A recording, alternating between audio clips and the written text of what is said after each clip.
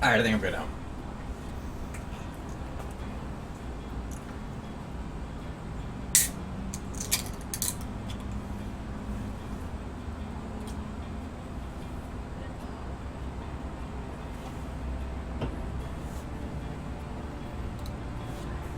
Alright, cool. I think great. Fine. And I had like 7 minutes and I like rushed to get everything. And then I was like, I still have food. So, that's done now though. I think you guys want to hear me going.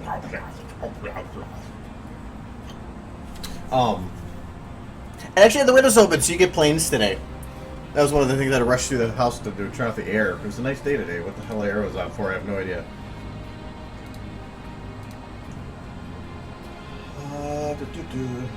Please tell me that's right, yeah. And to have a Starbucks double shot of energy drink, oh yeah.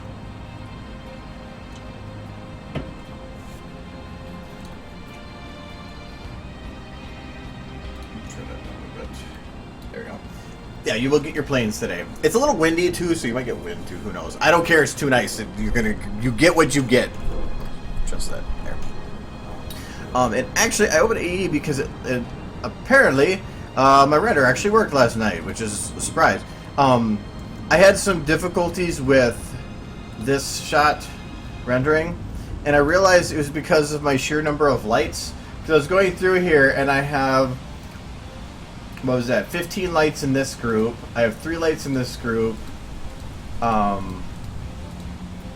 have, what was it, 11 lights in this group. And then if you go into here, there was a lot more lights, and I found out I hit some like light limit, and I did it in a separate save because I was testing it. It opens faster if it's a separate save by deleting everything but that one shot. And so I actually determined that for some reason I had all these lights aren't needed. These lights, to show you what they do, they were from another shot for bleeding the light in from other shots. So, it's hard to see, but it was for the light to come down. And so minor, I was like, why the hell do I even have this light on? So, yeah, I got rid of these, and that easily put me back within the light limit. So, otherwise, it was as soon as the light turned on when it got to that one frame, is when it crashed.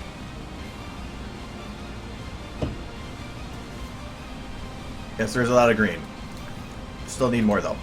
I probably should turn this back on there. And put this back to shot 1. Okay. And put the lights back on. There we go. So, that does mean, though, that I should have a render of that scene that I can actually go and test now. Because I was wondering if the effects of it actually work.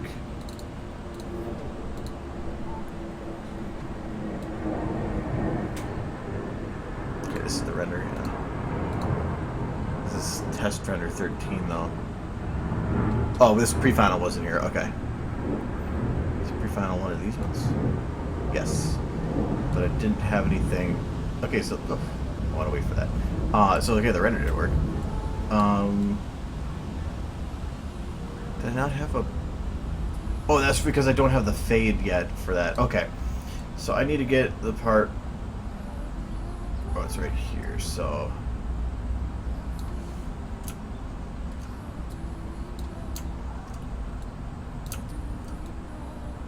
So it's right here.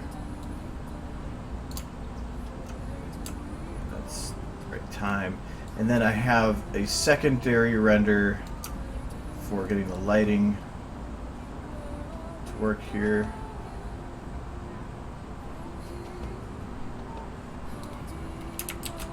Or for the second camera shot, so.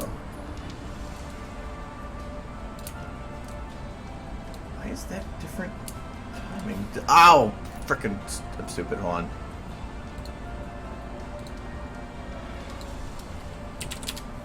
There, that would actually, like, fix the problem. As long as it starts at the right time, it's fine. The shot's taking too long now, though.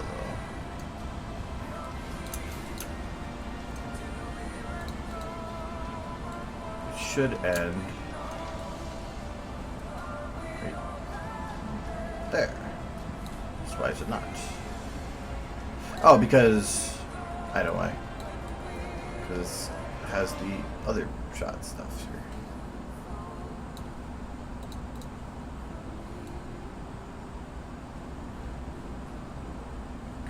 There. Oh, technically this is the fade range. No, wait, no, it's not the fade range. I need to get rid of that.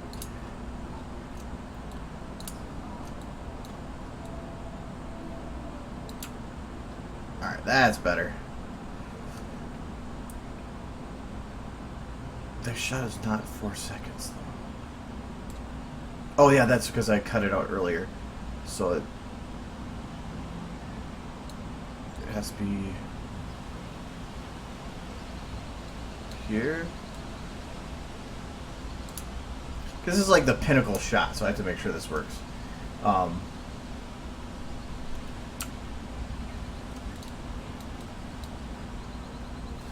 Oh, the pink cracks, those ones, I can show in a sec. I want to make sure that this works. And I actually want to make sure that fading to this shot actually does work too.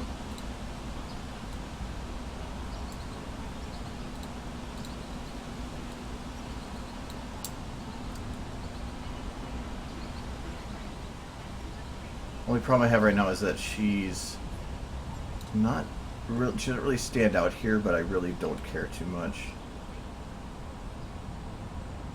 I think I timed this poorly. Or just go another.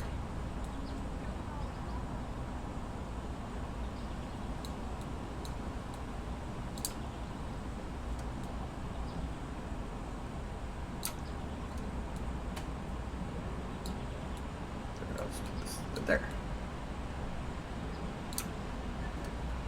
Okay. That's still a little bit late in the shot. That's fine. I'll give it a shot here. Started at the turn here. No early previews.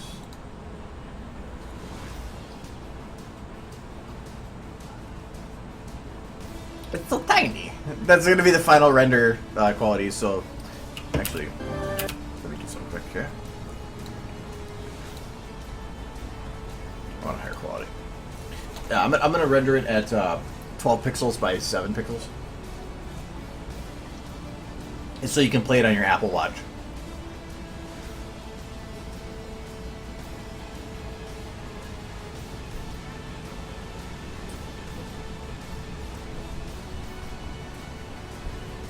Yes, planes. Actually, I haven't really heard a plane for a little while. It's too nice for planes to fly.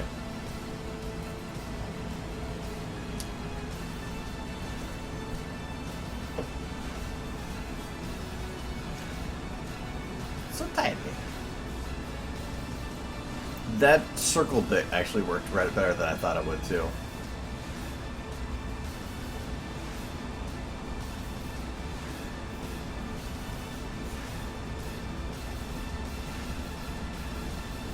Yeah, Pony's going to Apple Watch, yes. I'm holding off on Windows 10 until this is all done. I don't want to have any issues. Alright. This is at half quality. Wait. I want to pause this. There we go.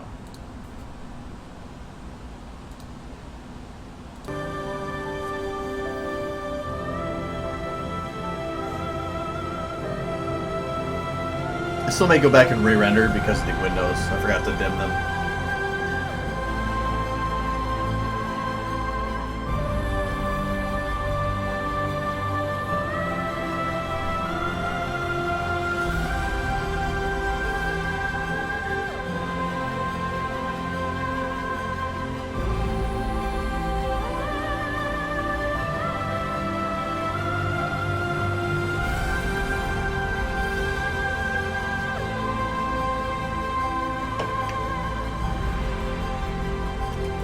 Yeah. Okay, I think if I delay this a little bit to go with the audio.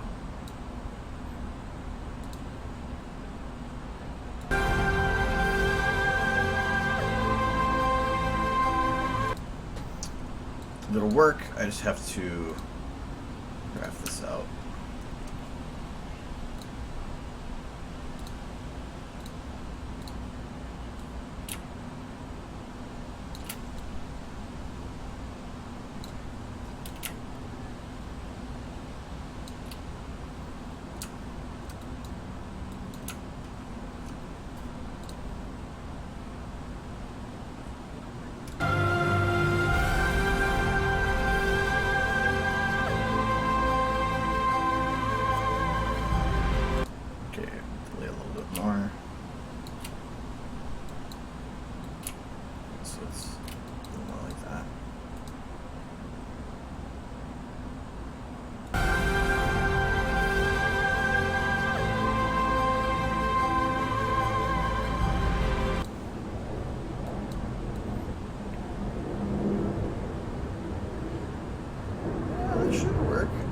I wish this was a little bit longer, but if anything, maybe like that. Just have it jump quick.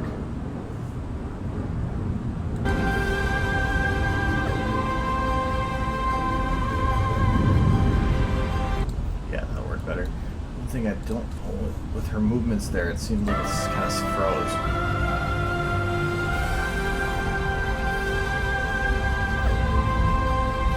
The wings did. Okay. I do want to animate the wings a little more because they kind of stopped moving. Yay, plane. So shatter very, yes, very pony. So, but I'm glad that worked out because I was worried about that shot.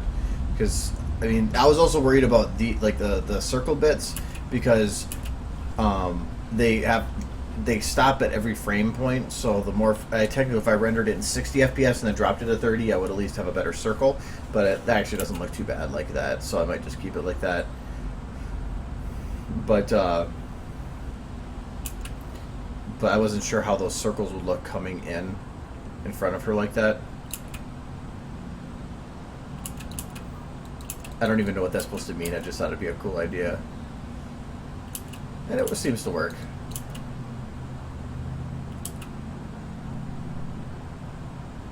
I just want to make sure that the rocks don't look weird exploding. Okay, so they do explode from the body. I was worried about that too. Trying to get that to look or figure that out in SFM was difficult. Renders are so much easier to work with. I'm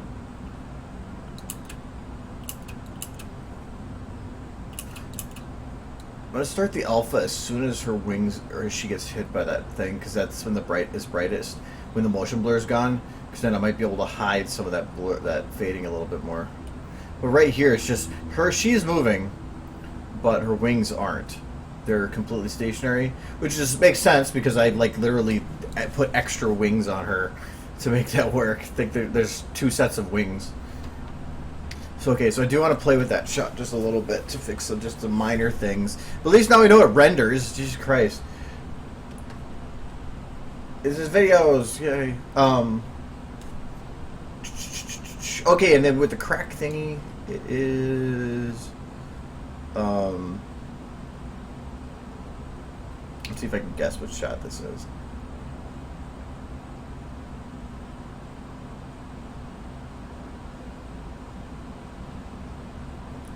This one? Ah, got it. All right.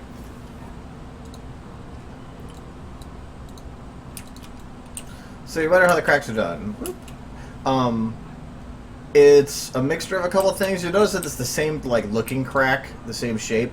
There is a crack texture. I can't remember what game it's from. I think it's just TF2 or something. No, or Dota. I can't remember. It's one of the games that all it is a black texture with the white of the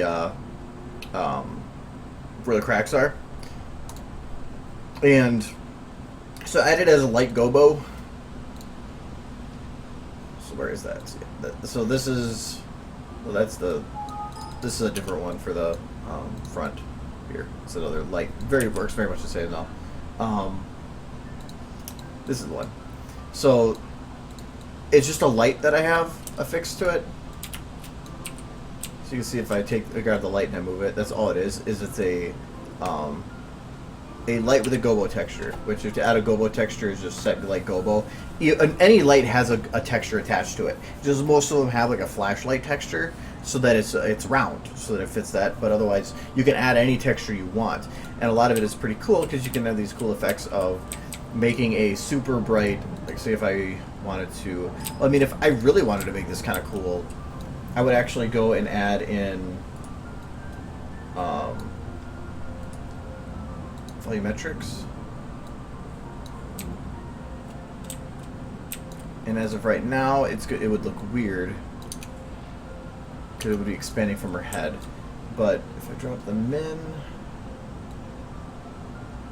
it'd be pretty close. And drop the max so that it's not going too far past.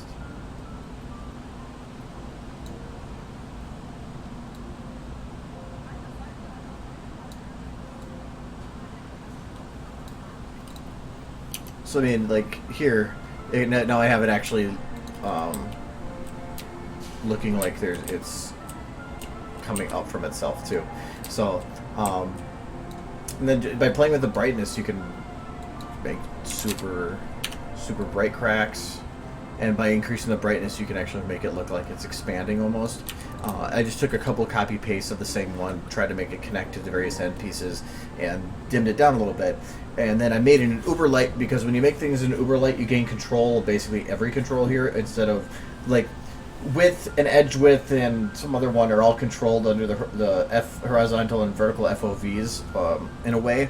But when you put on uber light, you are allowed to have immense control over your lights, but it also takes more work to make them work, do what you want them to do. So in this case, by making them an uber, I could actually play with these cutoffs. So this texture actually repeats forever. So if I actually increase these all the way, you can see that I just get like cracks everywhere, and yeah, I don't want that.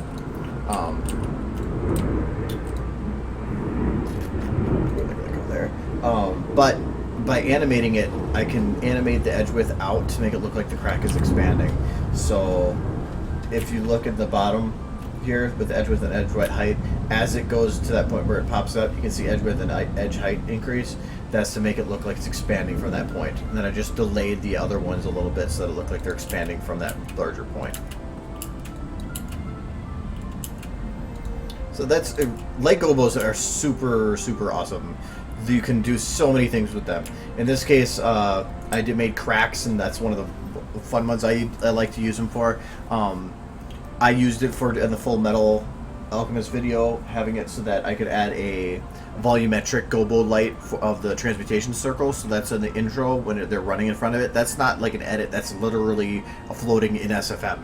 And then when I made it transition by blowing out the lights, I just decreased the min so that the light came at the camera, and it made it look like it actually was. So it worked perfect. So yeah, light gobos have a lot of power. It's just recognizing a situation where you can use it.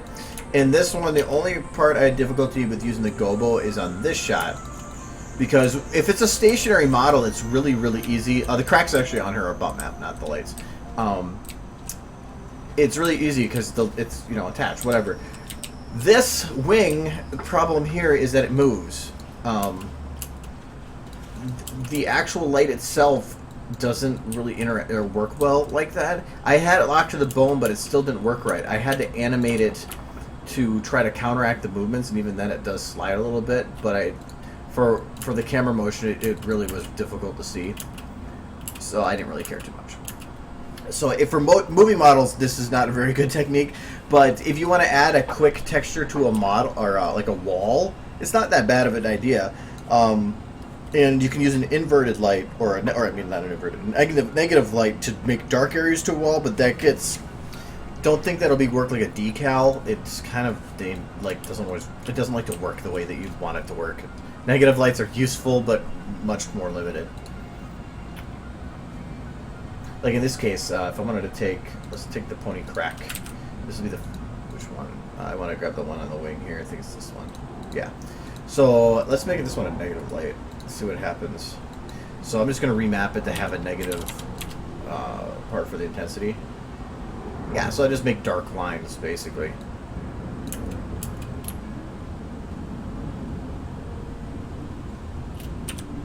But the colors are weird with negative lights, because, like, say, this is a white light, so that's why negative is black. But if I wanted to make this red, I would have to you make negative every, or 0 of any color you want to have. So that means I want to increase green and have red negative, then it's red. So, because it's all inverted, being negative. If I want to do purple, you put it on blue too. That's 0. So.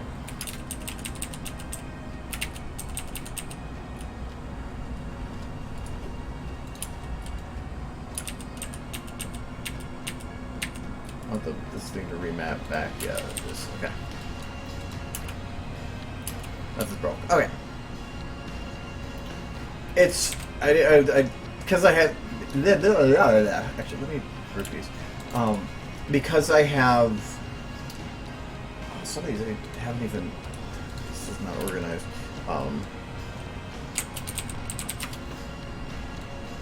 There. Delete these because I'm not using them anymore. All right. It's really easy. I didn't want to have to load the textures if I didn't need to, but I'm maxing on index values. So if I load textures, I can't load models, or I mean, I can't. If I go and open up and load all the textures, I can't load any models, and vice versa. So if I go to do one or the other, I have to save and be careful. So actually, yeah, I'll show you this. I'll show you another use for volumetrics that I did. So to add a gobo, so like, let's add a new light, so we'll go from scratch. So here's just a normal light. I'm going to say set light gobo, and you can see I was already looking for cracks before. And some of these will work. This doesn't work because it will make a texture. The light will work and actually work with this like speckled gravel.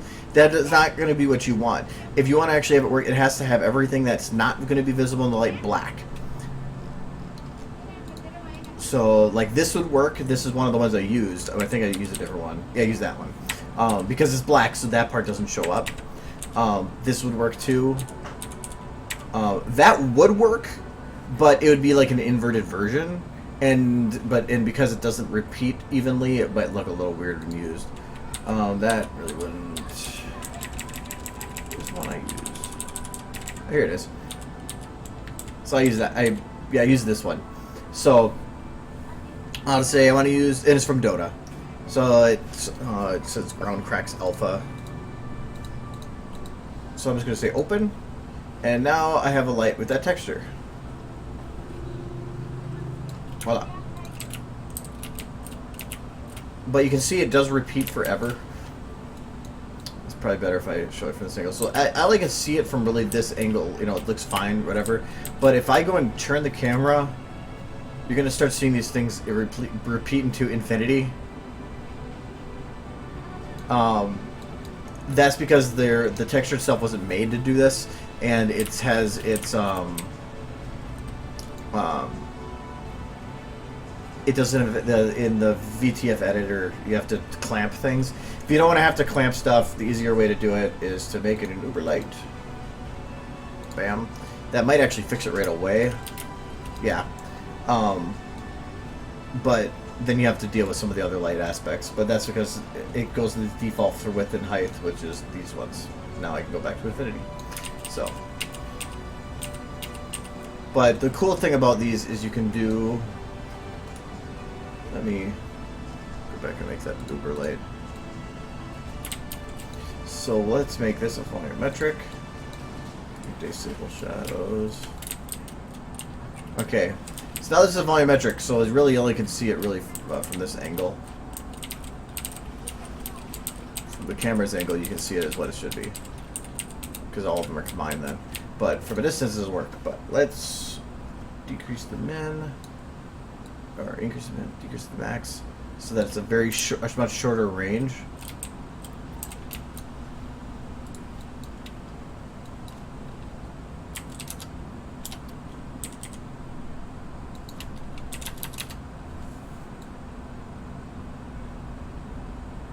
Okay. Then I'm going to increase this volumetric intensity. It's regular intensity. And so now you kind of have like a floating crack. And you can actually make it like super bright if you want.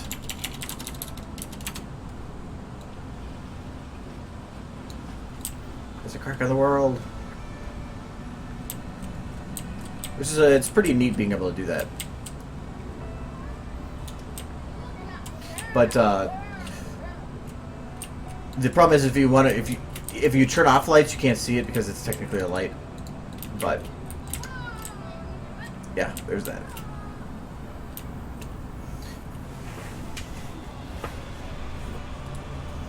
And gobo lights are fun. So get rid of that, and then. But I also used the gobo lights to do the windows here. The lights coming in here are actually gobo lights that I took the texture for that I used in the same in the window, and I flipped it horizontally so that it would be like a reflection, and then blurred it, and that's an actual light just with a texture attached to it.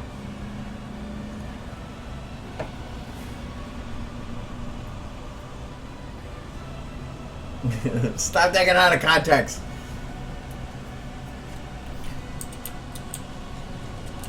I'm trying to think of other uses I've done for gobos. It's something that has a lot of power, but I haven't. The uses I've actually had for them have been fairly limited. If you you can create, because you have the limit of only 8 shadows in or shadow lights within SFM. So what you could do is you could create, and I've seen people do it, artificial shadows using a gobo texture instead of a shadowed light. And an object that is actually in the shot in the way it doesn't work with, but for say like a Portal, because there's only one person that's really interacting, and there's nobody else to have to worry about from other angles or moving objects within that scene. They could technically create, and I know they have, and I'm pretty sure that there's oh, that might crash it now because I opened the bottle thing. Go to this shot here.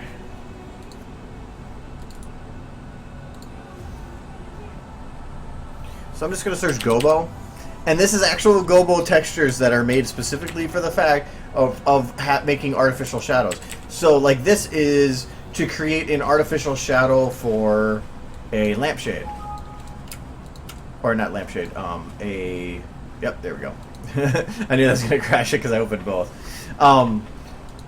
So instead of actually having to use a shadowed light for light streaming in through a window of it, like a blinded window, you can say, screw it, I'm going to instead use a gobo texture for it. And when it hits somebody's face, it may not, as long as you're not showing the ground behind them, it'll still look like it's shadowed on the person's face. So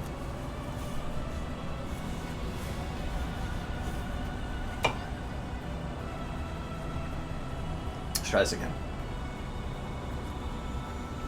But if you really wanted to go into details with it, you could technically, like, I don't think I did anything. No, you could custom make your own gobo texture that would fit your scene, and you could create a much more detailed shadowed or lighting for a scene that you might not be able to get with an actual shadow light.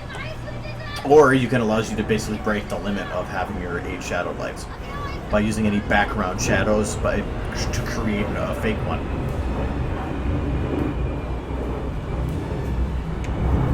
I don't delete invites, so that's kind of falling behind.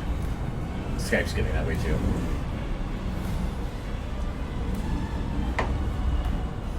Like I said before, it's kind of like become a Pokemon thing, so I'm trying to get all 150. Or some of those are like unread chat messages. I've been offline on Steam for a while because I've been trying to get stuff done, so I just stay offline. Since I haven't turned up my computer for like 4 days. It's been on constantly, either rendering or working. Come on.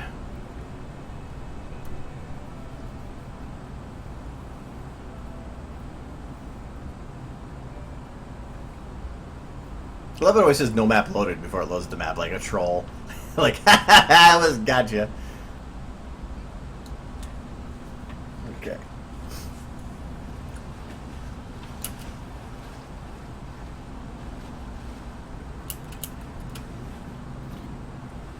don't know why, but it feels like, especially from here to here, the lighting on Celestia doesn't feel like it matches.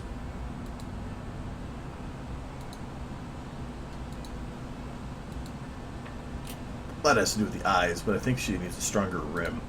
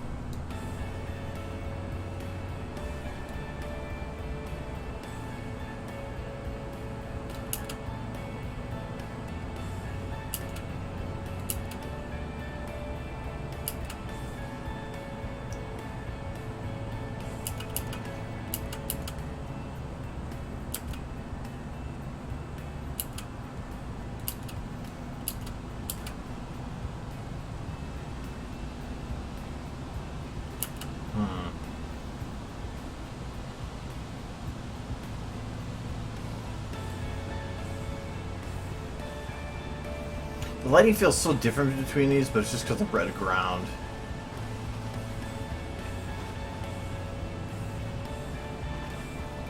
So I almost want to have a shot that shows the ground a little more so that it doesn't have that sudden implication, because until then their ground is hidden.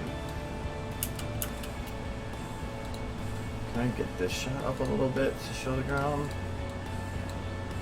I think I'm under the ground, right? Yeah.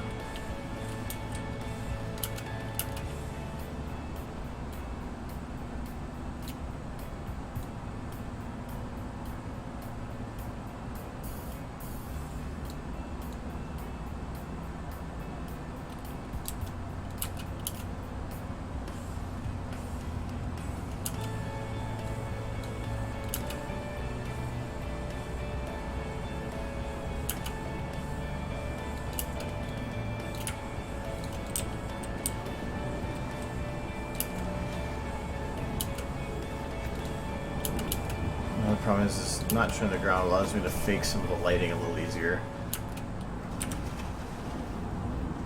Well, actually, you know what? Without the ground, the door feels more massive. I know it's probably because of the angle, but yeah, I think I want to keep it like that.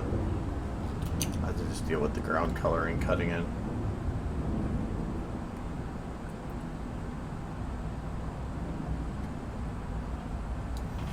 Okay, so there was a couple lighting differences in between these two. Like for one,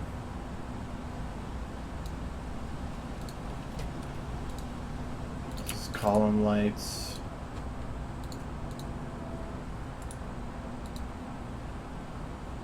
Oh, they're okay. Those actually were there. They just seemed not near as bright.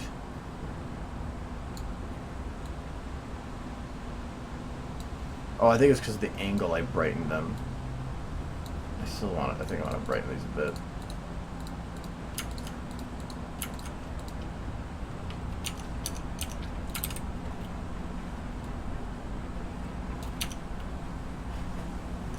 Sweet more. There we go. Perfect. Oh, actually, that really shows her.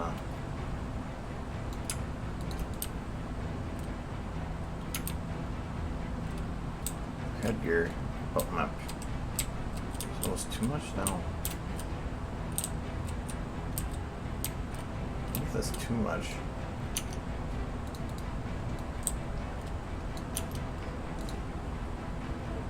Nah, because otherwise you don't really notice it, and then it would be like not having it anything at all. Nothing at all.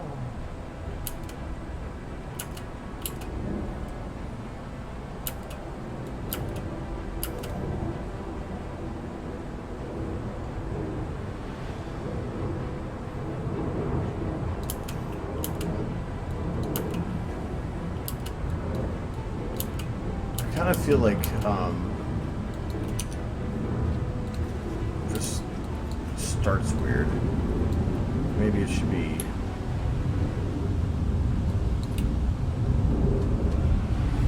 out, around, so it slows.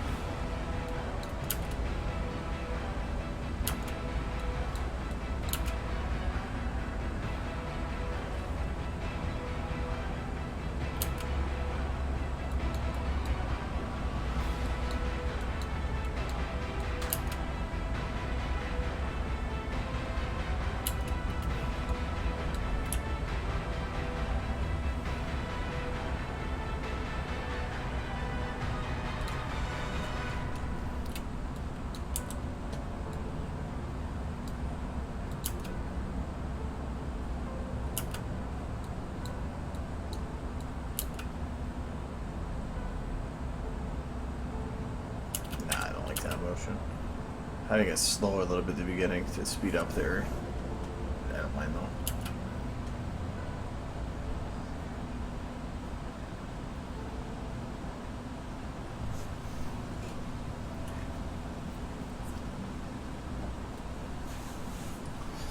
Well, yeah, I added bump maps because, to me, the if a model has, it might be a little strong, but I'm okay with it anyway. If a model has a texture bit like that, it to me should have a bump map. I mean, even the unicorn horn, I think, having a bump map would fit. And for a texture like that, adding a bump map is super easy because you don't really have to make anything special. It's already got the bits, the coloration there. It's just changing the intensity. So you can just load up the same texture on the VTF edit as a bump map, and the intensity is just what matters. I tried adding it, or like for the jewel here, but it really doesn't work well because the coloration doesn't work for bump mapping. I'd have to custom do it. Other things you could probably do it with. Adding it for hair wouldn't be a bad idea. Kind of like the Equestria Girls ones have. I wonder. Yeah, I was like, I could try actually doing that right now. I wonder if with the Equestria Girls ones, are the bump maps like where are they set up?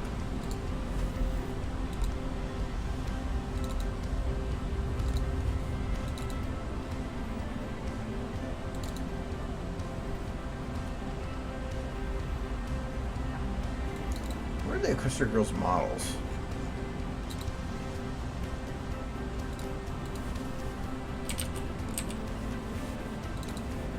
Oh, just like the main folder, I guess. So let's try to sparkle.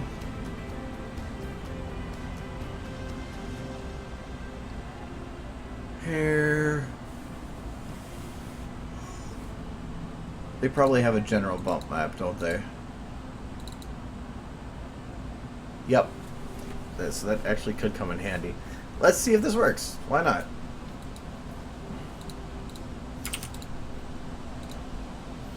With the, I did learn that the problem with Twilight is the textures were separated for each of the strands, which actually worked really well. I don't think this is going to work well because of that. Because these don't.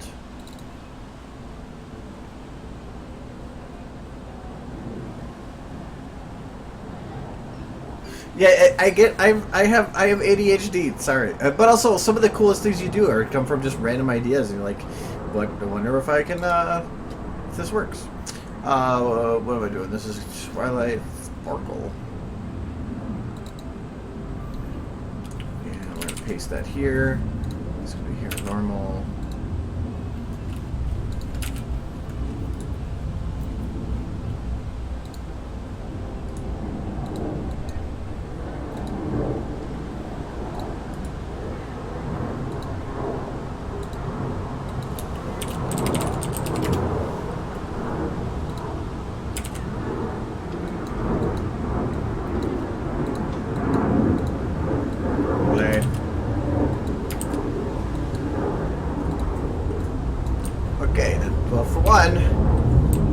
Going the wrong direction. Don't think I want it going like that. So we're gonna fix that. Is there a way to rotate the bump map?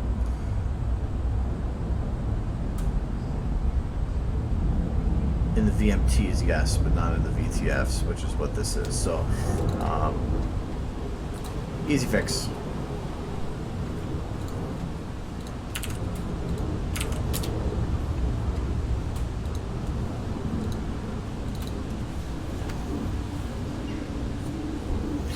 It didn't matter if it auto-saved or not, really, because normal. I've learned when SFM is going to crash, so I'm good about saving beforehand. I knew it was going to crash there, so. All right, so let me just take this. Come on. I don't want your welcome screen.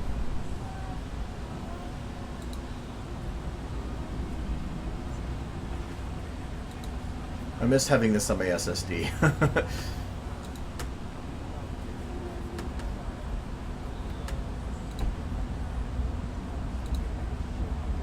Okay. And then rotation, clockwise, doesn't really matter which direction.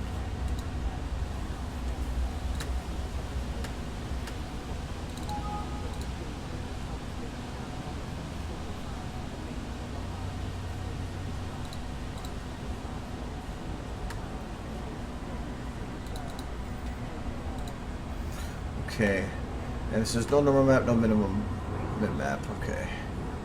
Normally it automates that stuff, but since I'm not loading it as a map, I have to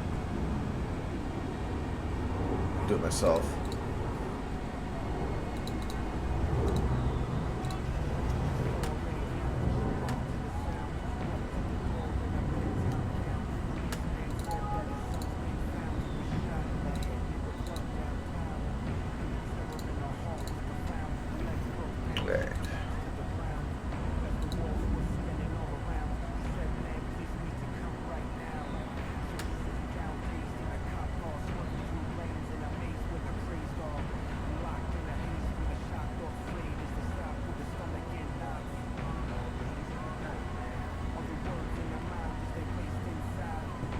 Come on. Lots of stuff to load. I wonder if their overrides also make it have extra time needed.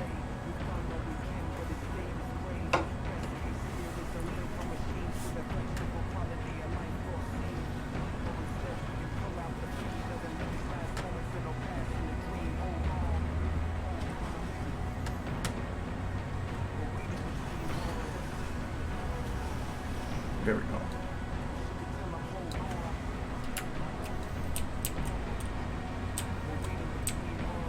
It actually works better than I thought it would.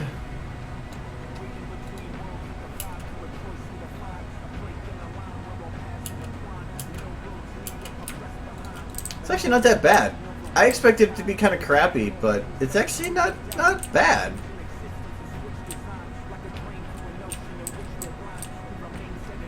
I kind of like it, actually. I don't know about you guys. What do you think? I mean, the problem with it to me is that it still looks like cardboard when she moves.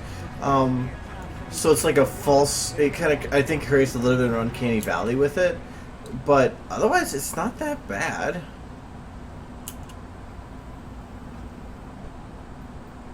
I think it depends on the model. Like, to me, for her, because she's, it kind of works, but, let me get here. I'm going to remove that on her, because I don't want to go another shot, because otherwise yeah, I broke her textures. It'll fix it later, though. Let me see if, somebody that has a little bit more random hair, like Rainbow Dash.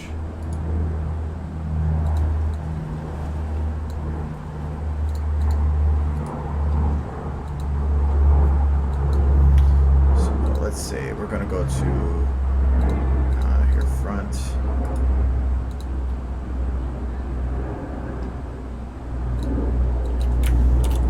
Oh man,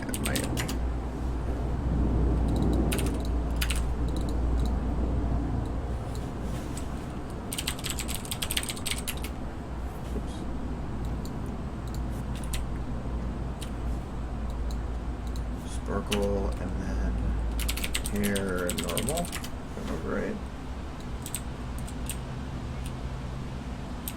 Yeah, it works for Twilight, but for Rainbow, it would actually need some work. Yeah, it makes Rainbow look really stupid. It just doesn't follow the color lines. But that angle is not so bad. I'm glad that it does try to follow the contours with the texture, but it only works up to one point, and then it just doesn't go very well. I'm curious if it works for her tail, though.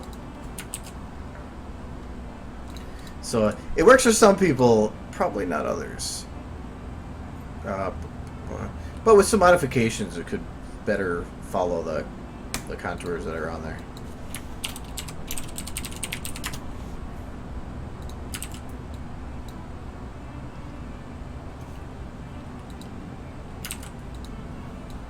Yeah, that definitely doesn't work at all. Not at all. Yeah, it looks painful. Twilight. What are you doing?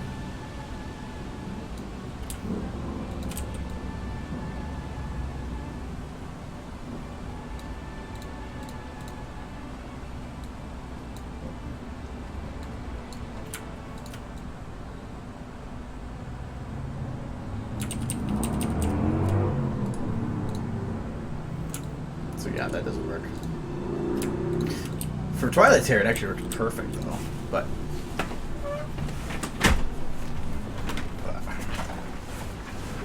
it wouldn't work for with the second version either, because if you saw it on the bump map, the hair or the bump map comes out of the base correctly, but it's supposed to curve and it doesn't curve. The actual texture, I believe, for Rainbow's tail, because if you look at the bump map for this, it's a straight lines. So you have to think about that overlaying on the texture. Well, if those are straight, Twilight's hair works because it's, I think in the texture, it's all based on, I'm in the right folder here, so here's hair front. If you look, see, it's all going this way, so since her texture is all going that way, and it's when it's molding to it, it'll work, it works perfect. But, if you go to Rainbow,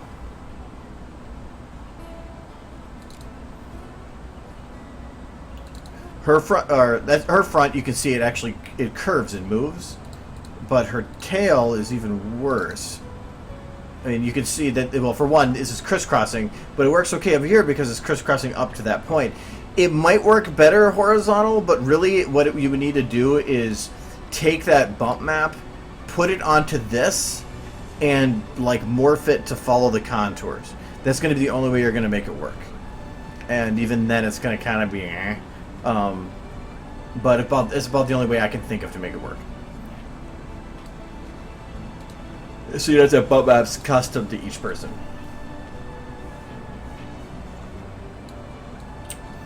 Alright, so Twilight's main's going to be broken, like looking like that, until I reload SFM, but it really isn't going to be a bother.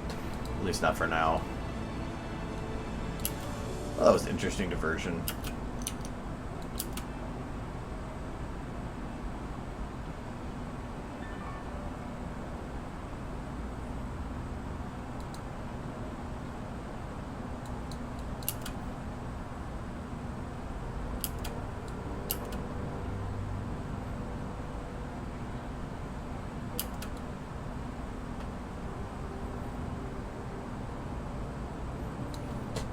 I'm gonna get her eyes. We're supposed to be animated here.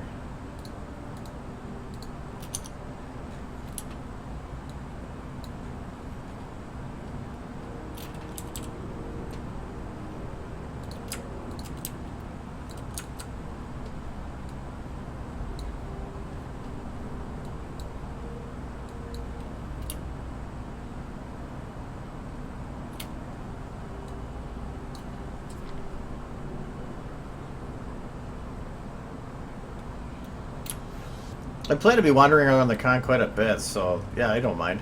I'm not sure what plans I have so far.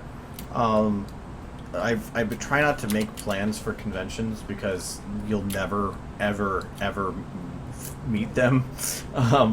So I try to walk in there more of on random, but I don't like to just hang out with people I know. I try to actually hang out with other people too. I mean, not the same people, or I don't try to make a posse of the same people the whole time. So like, I have a lot of people that I'm going with that are staying in the room or whatever, but I try to break off from them and just go and visit with other people. Last BronyCon I had, I made a list of people that I had to go and see, and I went down my checklist at one point and just went and like met everybody in one go, and then I'm like, okay, now I'm good.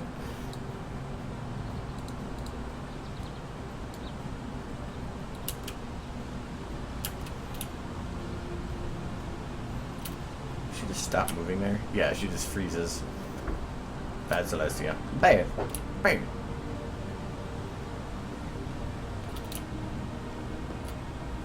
gonna be saved. And then from here, I'm gonna have her looking more to the right. More to the right.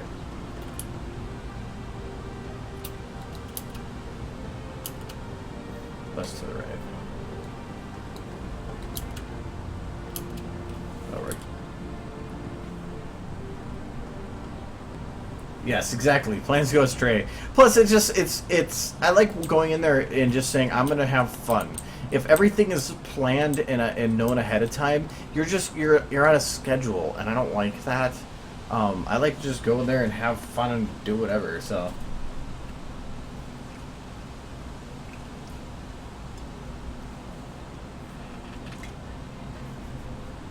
What do you mean by illuminate a darker scene? Because a darker scene could be a lot. Is it in a dark room? Because there has to be a light source from somewhere. If you're working in pitch black, usually you have to make assumptions, and a lot of it is like using a kind of a balanced blue around everything. Because if you actually look it up, the human eye, how it works is it can figure out red and green and yellow, but blue, if in certain situations it perceives as black. I don't know if it's because of a moon thing. I don't know, but so using blue in scenes that are involving night, this usually implies to your brain that it is a night scene. So that's usually what you want to kind of do. But a lot of times you still need rim. You still need to be able to pull something out. So you have to create a light source from somewhere. And actually, there's an example. It's a really stupid example, but let me see if I can find it. Of being able putting stupid lights in and not even thinking about it, and to make it work. It's when somebody did a adult Charlie Bit My Finger reference, and that was from a TV show.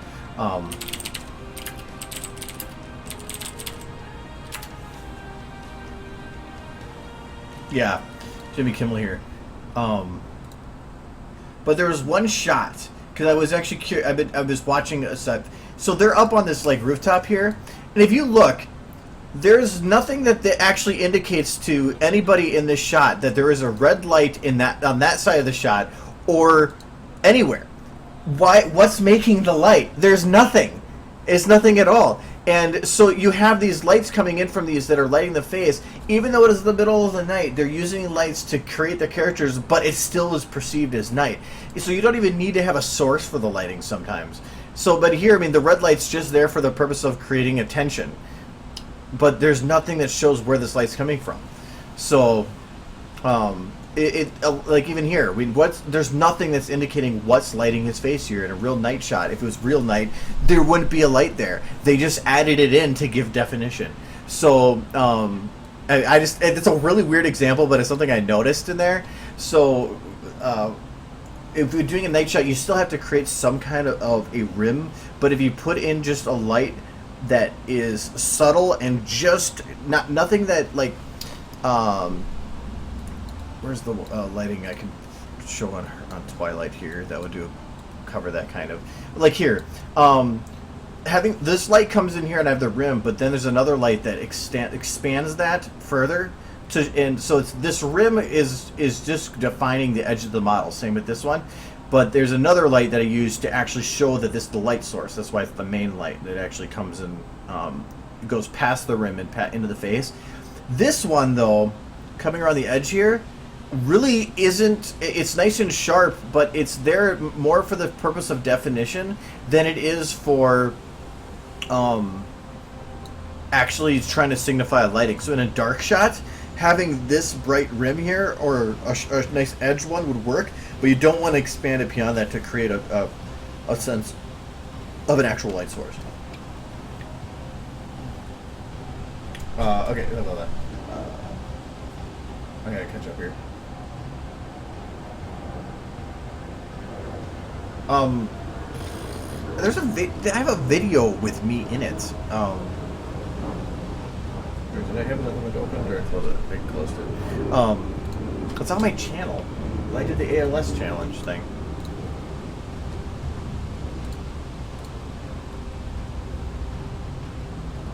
Down in this one right here. So I have a video with me. That's me standing there. So there's that. Otherwise, there is. If you search the Burnicon SFM panel, I'm the second guy from the left here. The three of the people on this panel are going to be on the panel again. Adam, me, and then Aggie. So, I mean, you can look up those, too. And I have videos of me in them. So...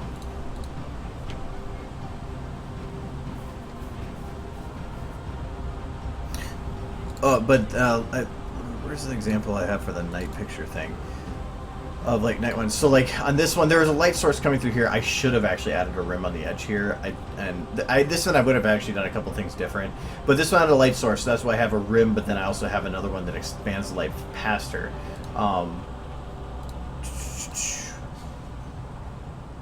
This one, I went and added specific lights along the edges here so that it pulled the wing out, it pulled the tail out here, and a little bit of the hair. Just little lights to actually create, even though there's no lights there, just to pull them away.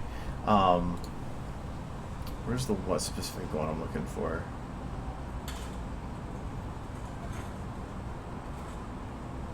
Oh, here.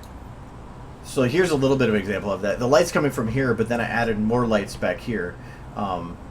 To pull her away. So there's really, in this shot, I mean, there's a lot of excess lighting, but I did add other lights coming from this side just to help pull some, to even though there's no light there, it still makes sense in your head for some reason. I don't know if I have another dark one. Oh, this one had blue from outside and yellow from inside. Oops, I broke the chat. I love doing night shots. But usually I try to have create some kind of like a strong point lighting so that I can have a good base to work from. I really don't think I have any others in here, and they're really that good of an example. This isn't really a good one because the point was to make her not visible. But yeah, I think that's just more muted lighting. Yeah.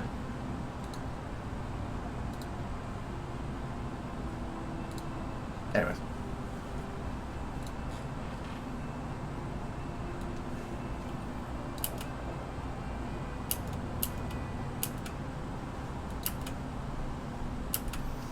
I'm going to turn off light rays and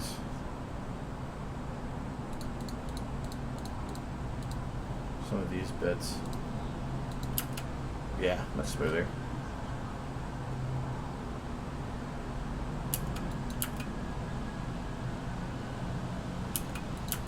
Well, I didn't. Oh, I did finish her animation.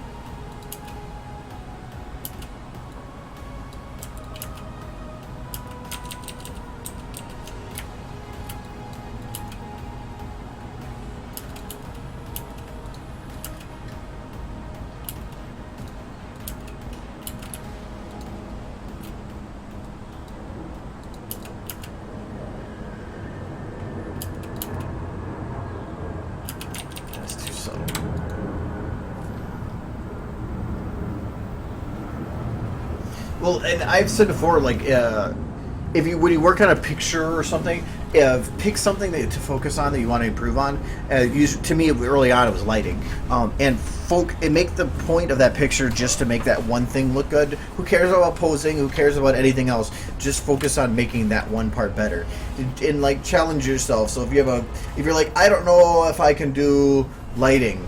Well, then focus on that until you can say, hey, I did pretty good at this. Well, then move on to something else. Or challenge yourself to try a different type of shot. Because if you want to get good at night shots, it doesn't mean that you should ignore how to do day shots.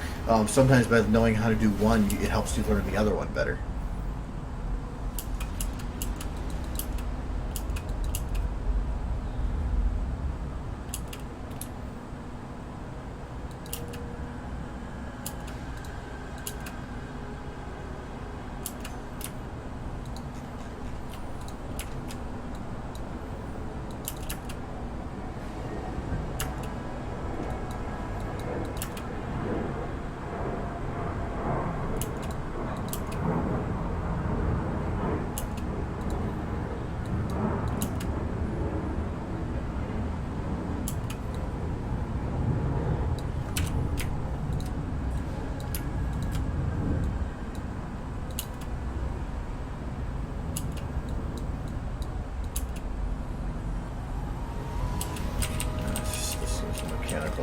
What's that do with it?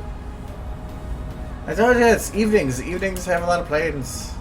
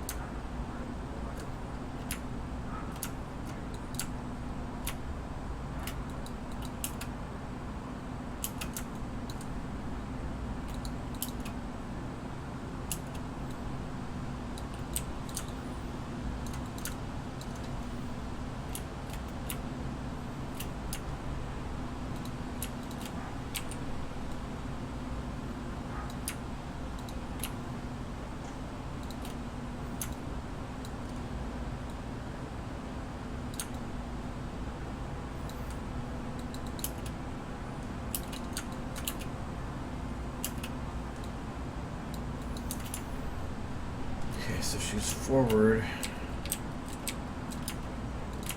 Nice thing is these lights really are. Ow. No, not really. Still breaks it, so I have to be separate. Damn. Thought I could cheat it, but it's front legs on the ponies I can do that cheat with. Back legs on Celestia I can cheat.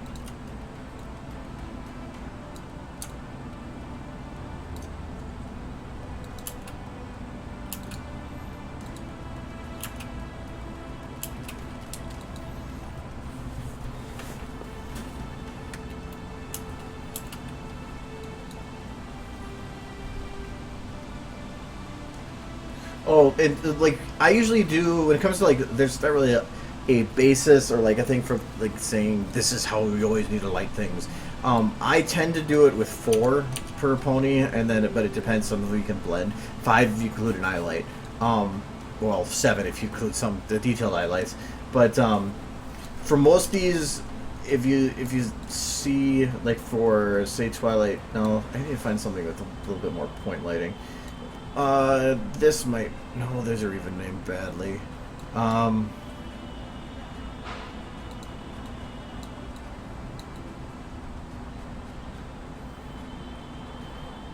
This one might be named a bit better. So, like, in this shot, I have... Let me go to my lights. There's going to be one different for the door there, but I can probably shut the door off. Yeah. So it's usually I have rim, ambient, main, and highlight.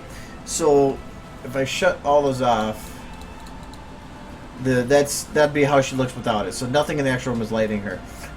The main light is just in this case it's technically from the wrong side, but it would be where your main light is being located at. I would have actually named that from the other direction because that's where the main light is coming from.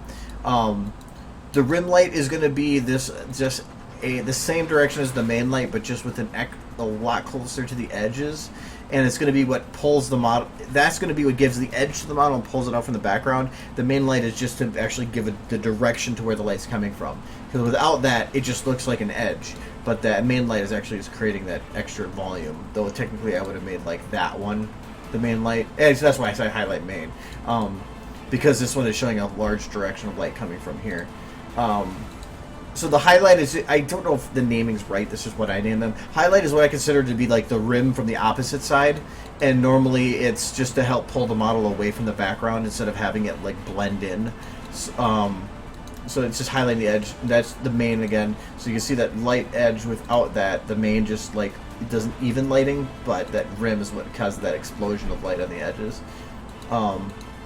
This was just an extra one, that highlight that I put up top because I didn't feel that she had enough lighting on her head. And then just an ambient to help balance them all together. all these shots are really weird because I'm playing with lighting coming from multiple angles. I wonder if this... Oh no, there's this one shot, right? Yeah. This one's probably named right.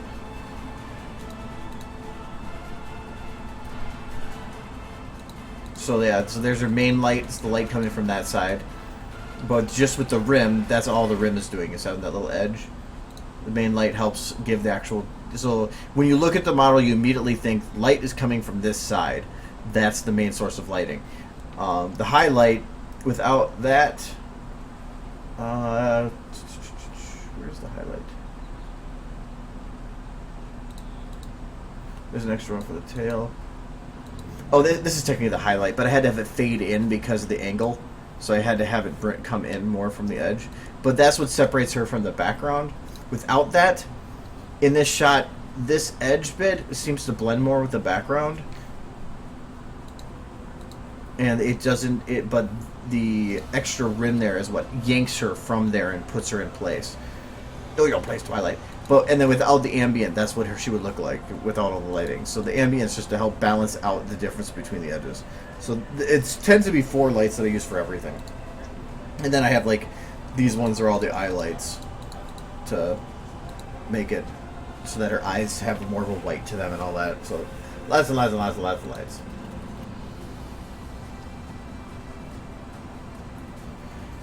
Even if there's supposed to be a no light from a side, it's supposed to be dark, I would still recommend using like a blue light to at least pull it away. I don't have a dark spot in here. I can show you quick. But then I gotta get back working on stuff. I don't want to fall behind. I'll just create some stupid one.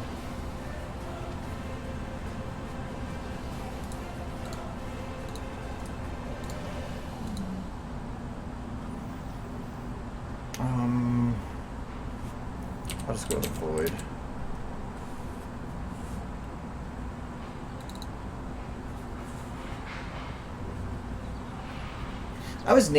I started this video so long ago that some of them were weird.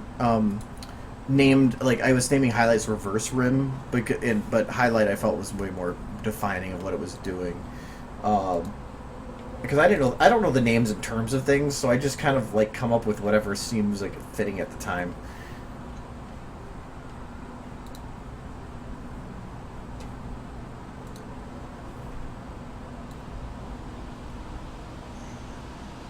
Here, like in this picture, I didn't use a rim on Pip because the lighter background to her darker colored actually kind of, or not a highlight, didn't use a highlight because it felt like it pulled her away anyway.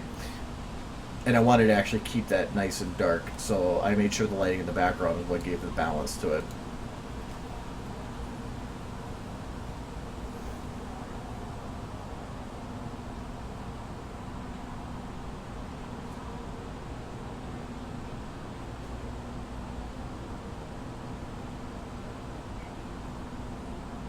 Ow.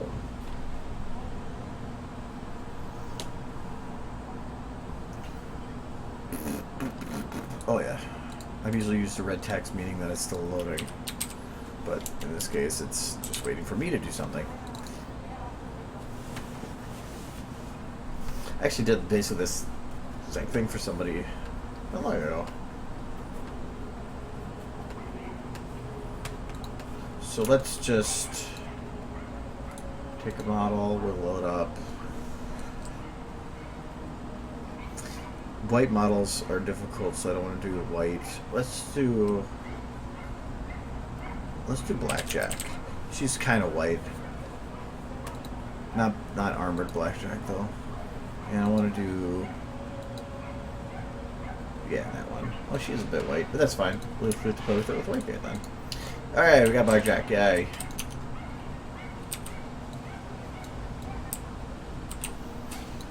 So just give her some position.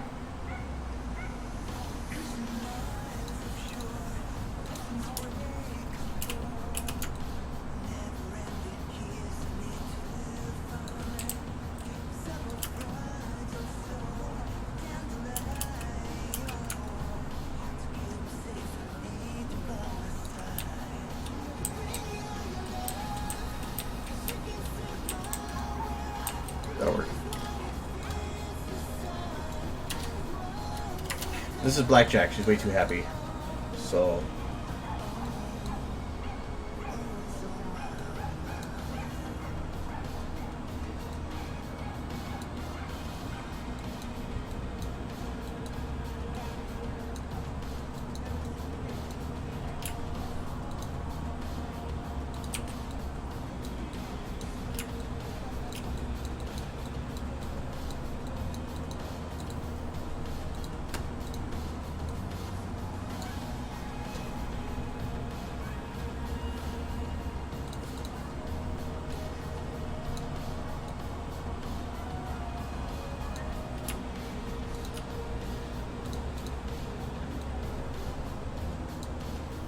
That'll work, whatever.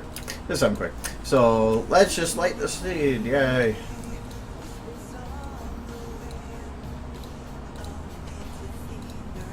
Okay, so this is the camera.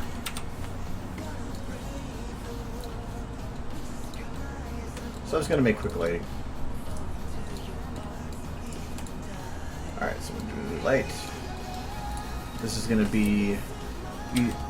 I'll make this our main light. So I'm going to have the light come from this side.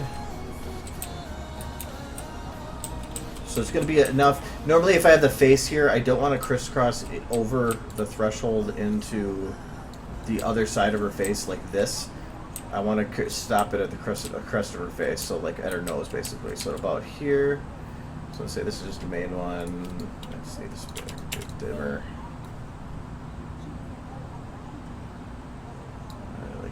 That'll work. And I'll make this a rim. It's going to be the same thing, just right towards the edge. I'll probably make her a little light dimmer. Brighten that up a bit. I'm going to put this higher so that I get that across her back there. Paste. This one I'm going to name as the highlight. This is going to be just that's the one across her back.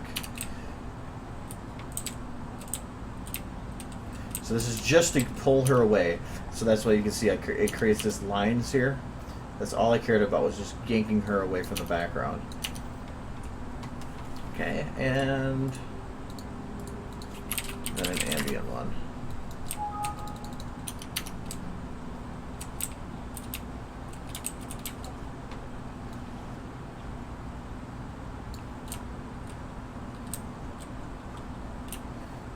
For a dark shot, it's probably going to be less light from underneath, more from above. Ambients normally do not contain shadows. So do it like that. I think that should work for an ambient. I'm trying to keep it darker. But then, what was that main? I'm going to drop the main down. Increase that rim more. I'll bring the rim around a little bit.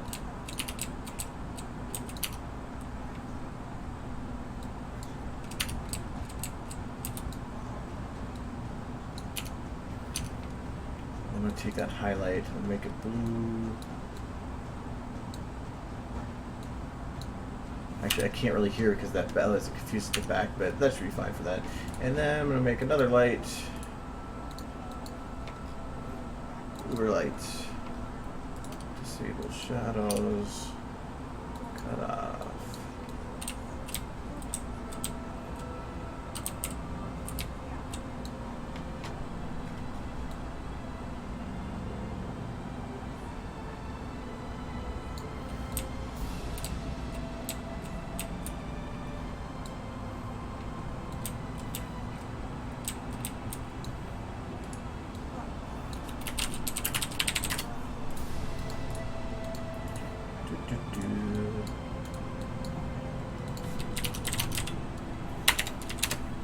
I'm gonna go fancy with her eyes.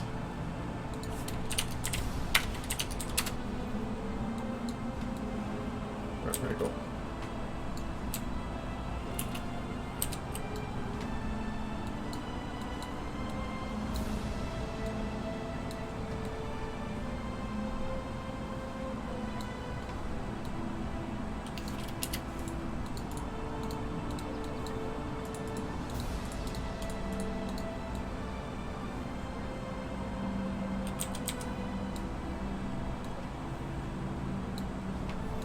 Something like that. Just quick lighting. If your eyes might be a little bit bright, I could probably drop down the side light then. Should bring it around a little bit. Drop this one out of the range of export. There we go. Oh, come on. Stupid light. Behave. Obey your master.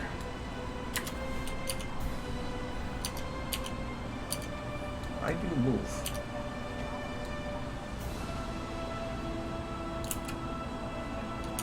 The lights are being weird. Anyways, so this is something quick, but one eye is not matching with the other one, but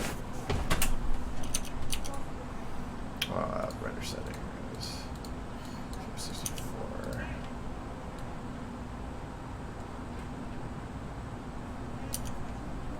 That mouth is really weird. Particularly for an angry look like that, you have to have her head down there more.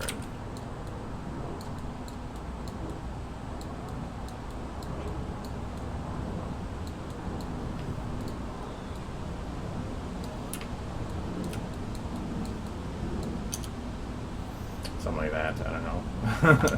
I have to play with her eyes. Like I could play with this all day, really, but it's just showing how I usually do the lighting setup. Obviously, every time I do it, it changes just a little bit.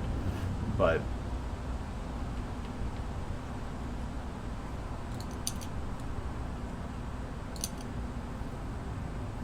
highlights are acting really weird, like jumping all over the place.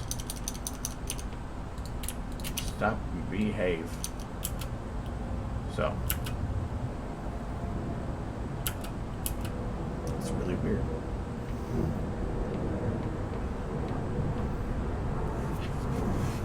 I don't think that the Stallion Blackjack is just her nose. It's just I didn't ever really find the lighting. I should bring down the ambience so that it's not creating as much harsher shadows. Now it's rounding her nose a bit more. So like that. And technically, like even her eyes, I should have raised a little bit like that to get rid of the whites underneath her eyes.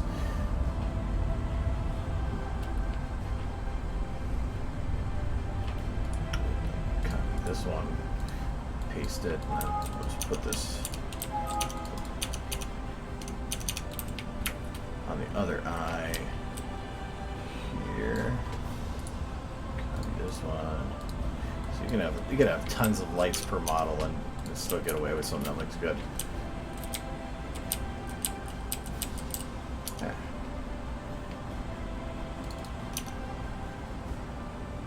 That mouth's still bugging me though.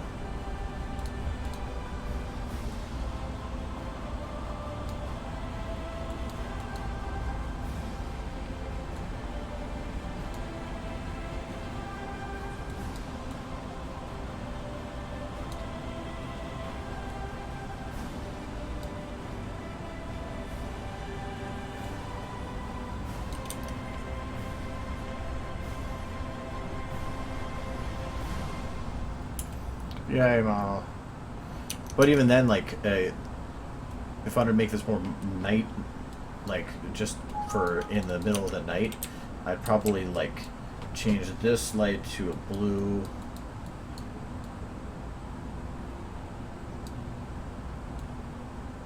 Like, not that strong. Change ambient to a blue. Just a little bit of a hue of such. That's way too blue for that man. I'll take that rim. I'll dumb that down a bit.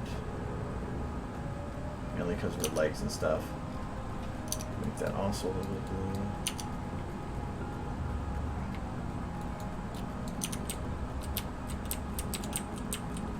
Right there. And then take... I move it a little bit to the side so it gets rid of a little bit of the lighting in the back. Same with her main here. So her back legs aren't so lit. And then that highlight, I'm gonna bring down. I'm gonna get rid of the shadows with that.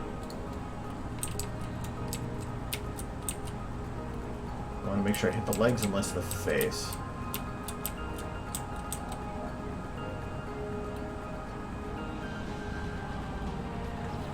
This actually, I think I'm going to separate this out a bit. I'm going to have this light go down and hit her backside. This, just make it a little bit blue. Then take another highlight and use that for her head.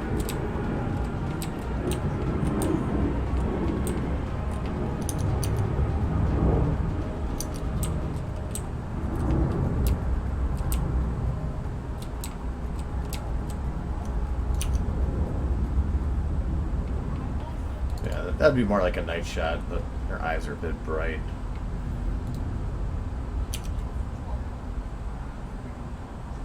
Actually having the eyes dark all the way and then just dimming these a little bit.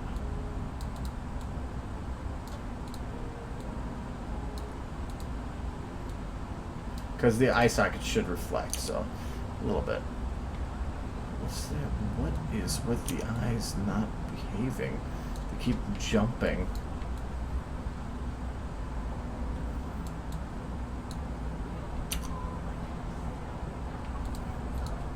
You keep moving like that. That is so weird. Anyways, this will be what it looks like without the render. Because it's getting really weird with it on the render side. So, but that's just, it creates more of a night. So this, yeah, there's no actual light coming from this side, but it's to help pull her up. And that's why I separated them, because otherwise the facial part would have too much. This light here gives a little bit of definition to pull her chin away from her body. It gives a third dimension. And then the blue here is just, it gives the feeling of night. So that's what I would do. So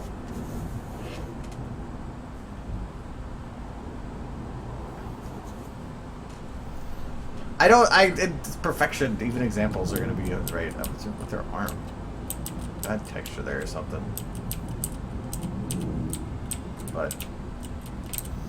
But then from any other angle, it just doesn't work. It's only something that only works from this one angle. So.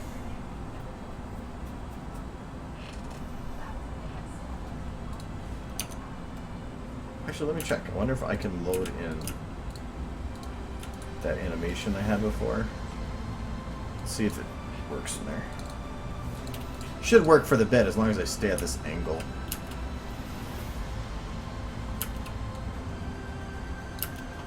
The eye lights are going to be busted though.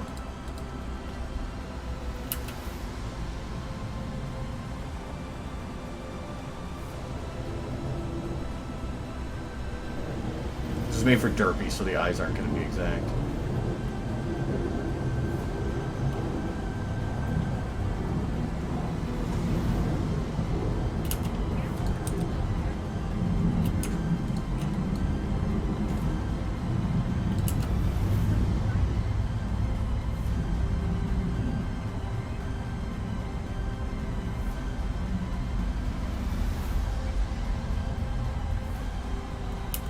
Yeah, whatever.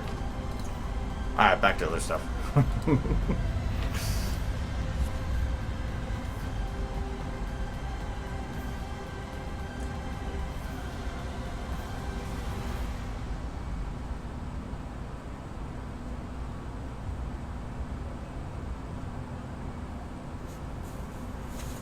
Well, the thing is that when I do pictures, like, I don't know if you remember, if you watched the time lapse for this one.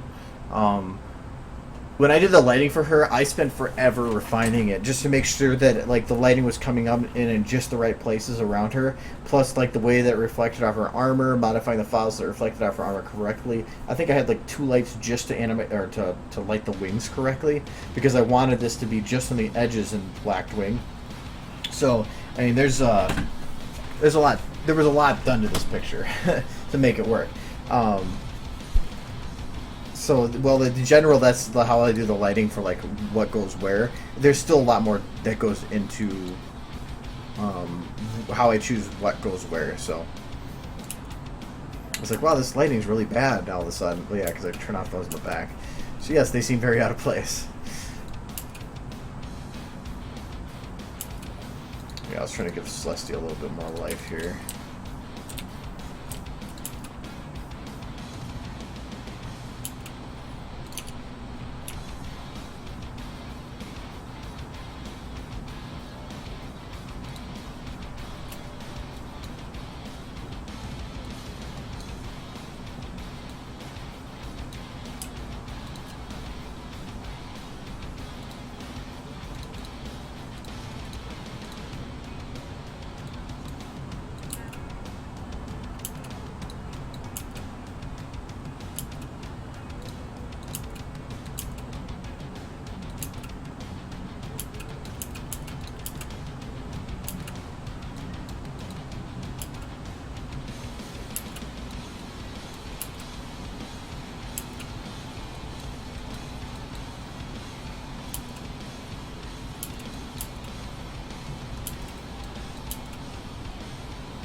It's like the little picture of some of the first I did just for fun, and I just happened to record myself doing it. I wasn't on a stream or anything.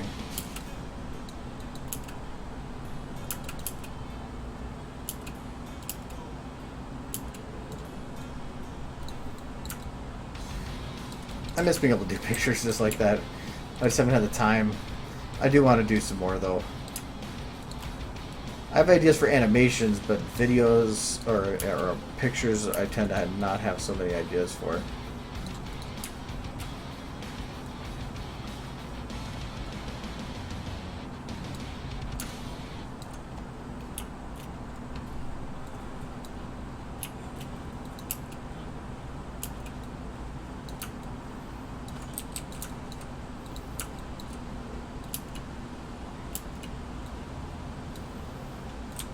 I should ever go down more.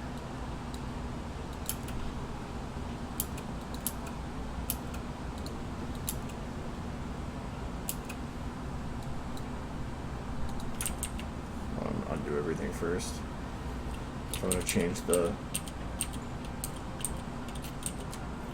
timing here.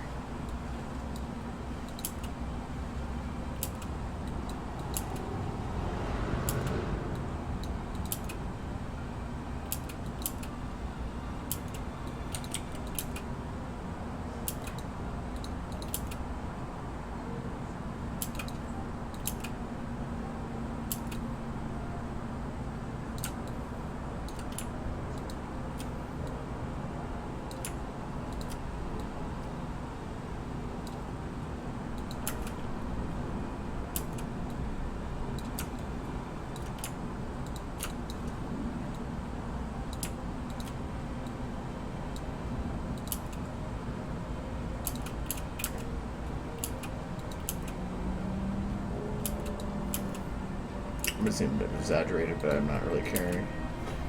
It's probably in the way anyway.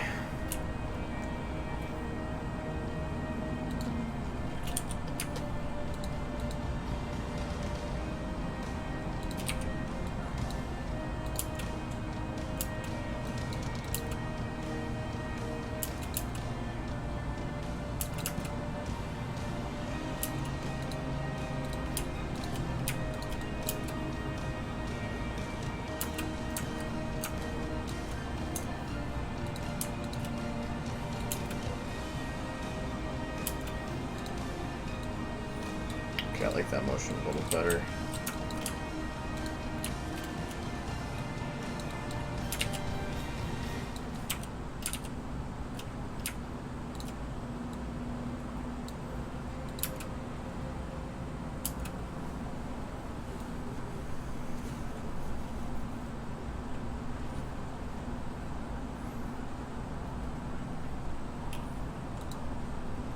I don't think I see you spell Inquisition. Good time. Planes, they're coming. Okay, so before she goes down, I want to have her up a bit.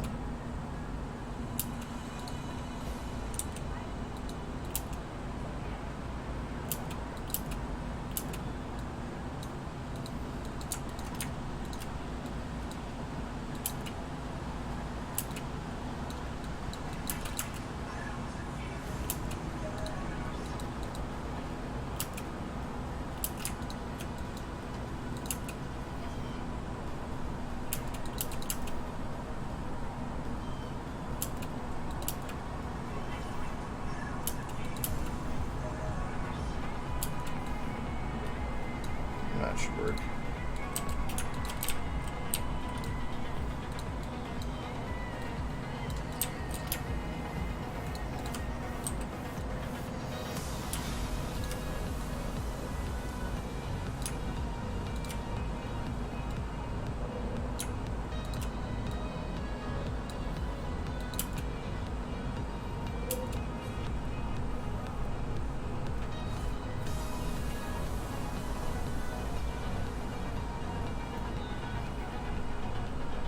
Really?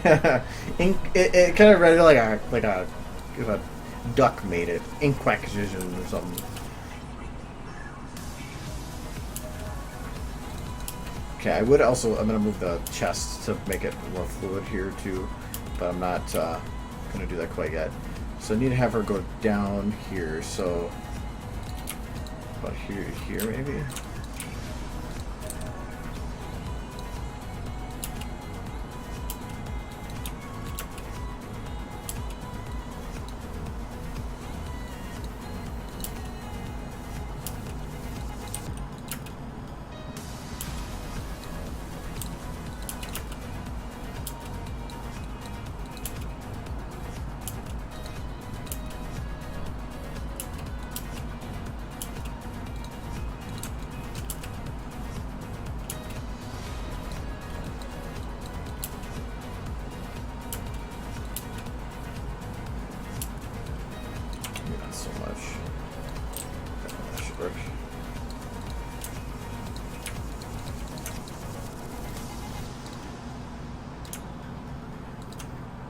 Probably get more detail if I keyframed it all, but I'm really lazy.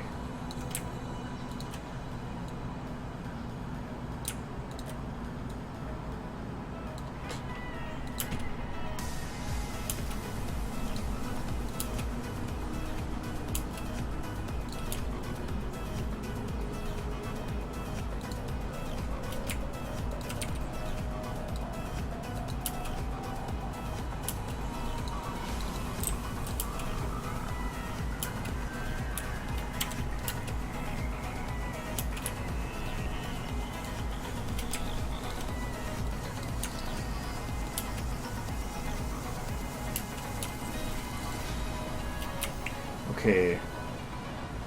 So I kind of want to have her bounce back into a little bit of a, like, this is a cheap way to keep some motion. So I'm going to take her standing position here. I'm going to remove her head and her neck. Actually, no, I'm going to keep those. So I'm going to keep all Celestia except her facial expressions, her eyes, her root. Sure. And I'm just going to, like, playhead this position a little bit. Not a lot. Just a little bit.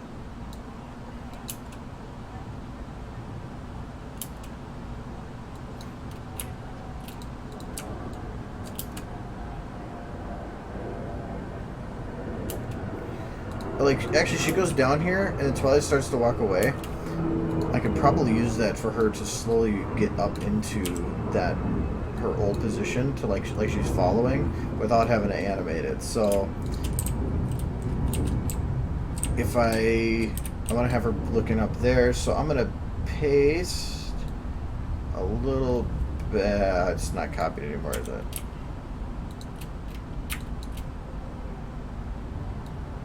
Oh, it's playheading. That's what I was doing. Never mind. I thought I was copying. Okay. Even after saying I was. Alright, so let's playhead a little bit. See, I can pick any of the motion in there and have it sort of move to it. So I'm just gonna pick autosave, I guess. I'm gonna paste again. Right there.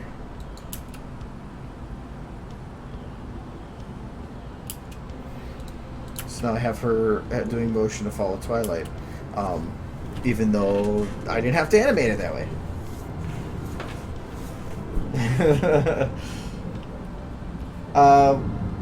Song played, the last song.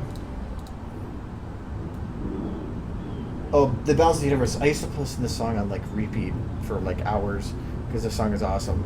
Most of it again now. Screw you guys. Ivan Torrent has some pretty cool stuff.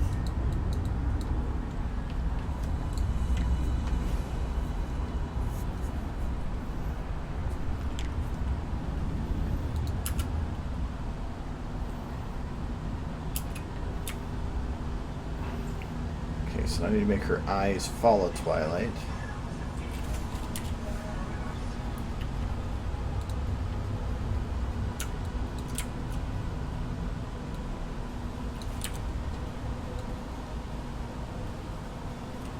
Damn it.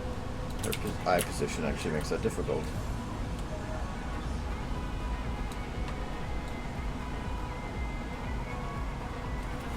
We'll keep it there.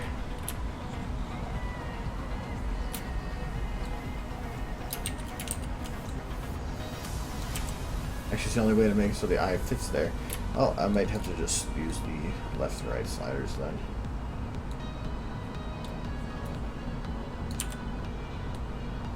Yeah.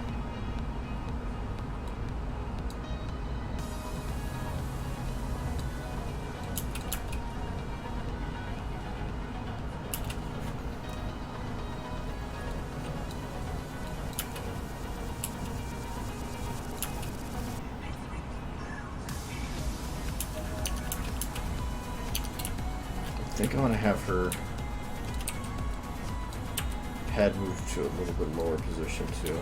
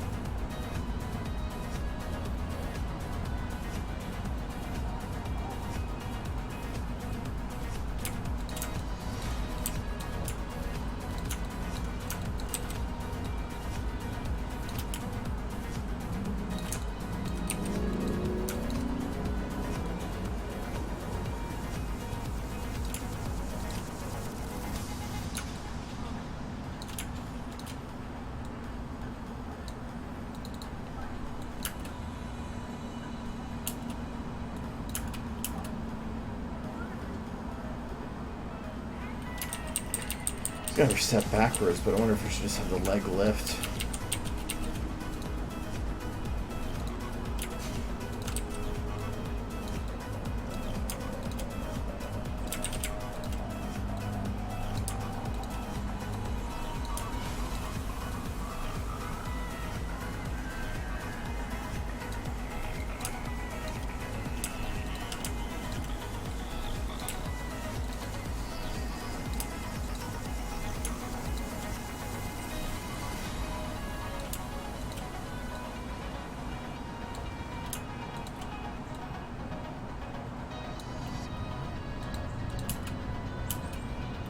Or not. That looks a little painful. Probably the angle though. Yeah, a little bit of that.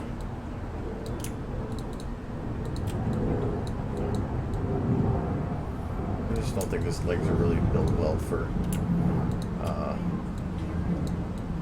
doing that.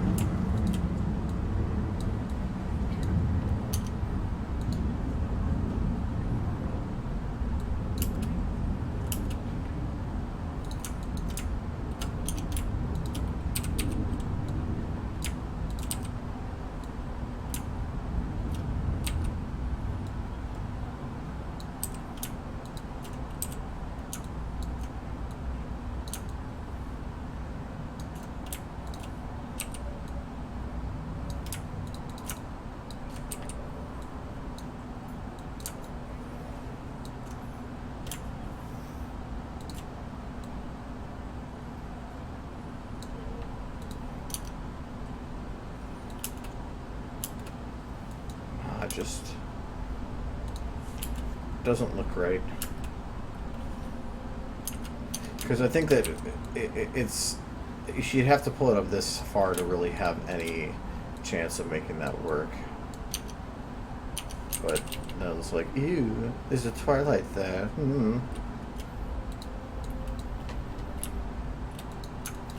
I'll just have her step back.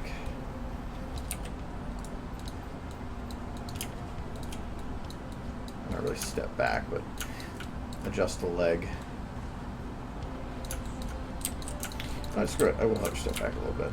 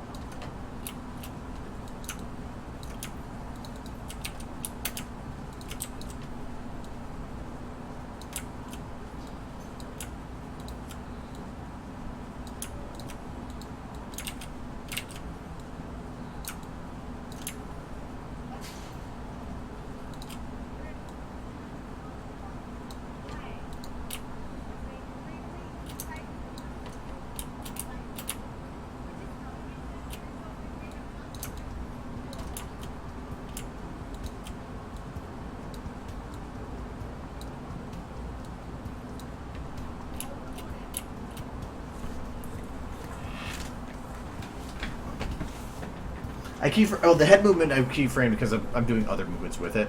If I'm doing a lot of body movements, that's more than just adding a bounce. I want to keyframe it because I want to make sure I get it to look right. But it also depends. I won't keyframe it if there's a motion like from a walk already in there because you can destroy the walk because you have to still blend it. But then I can also make sure that the motion works. So like I can just hit, by holding shift I go and see the point that I'm hovering at. So if I hover just before it, I can see a quick little glance. I'm like, does that motion make sense? But because I wanted to have her head fall a little bit right there.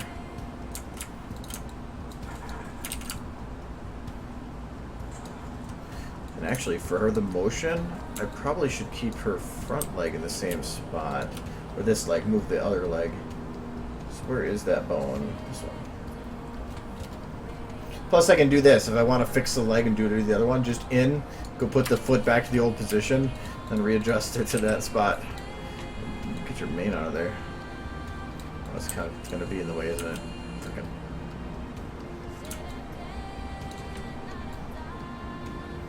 Because if she's going to be keeping her head out that far at that angle, I need to ensure that she has support, which means I have to move this leg out.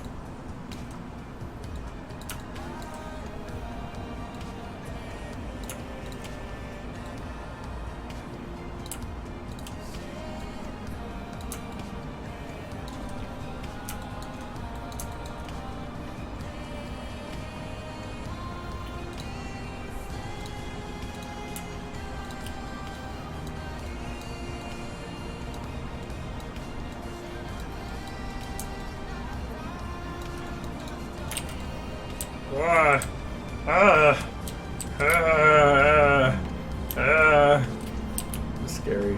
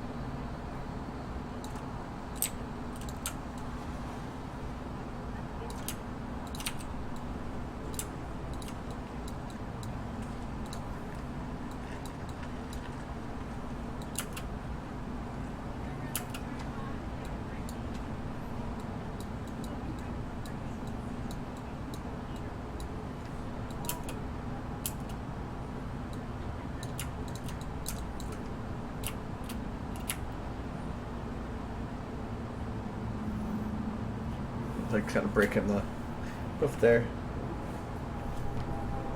The ball, I made her bald because I couldn't work. I can't really work well with her body when her giant mane is in the way.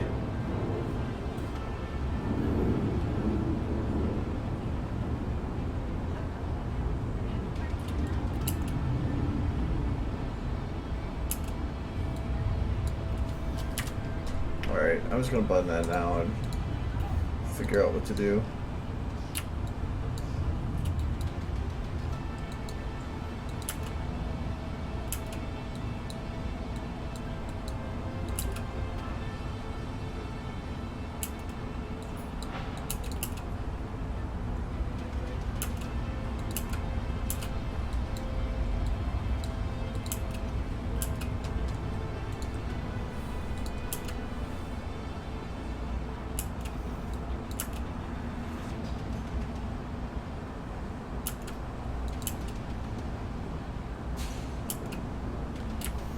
Okay, so the main movement for the leg is from here to here. So take that spot then.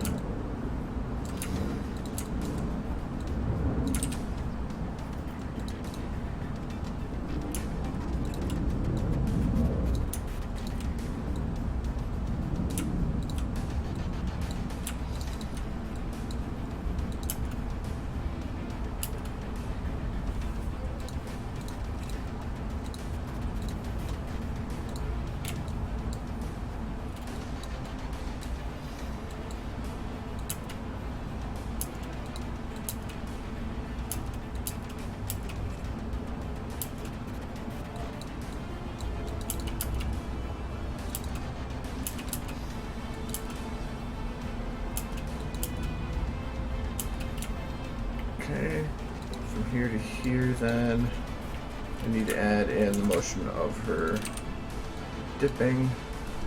Whoa. She is ostrich!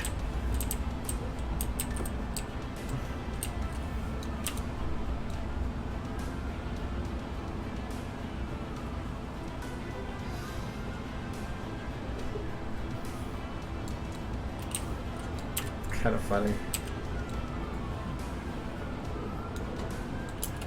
Ooh.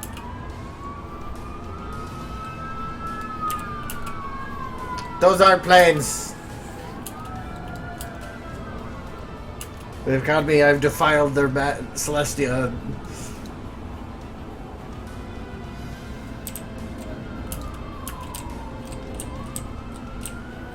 She's like sad from up here, but from down here, she still looks like strangely happy.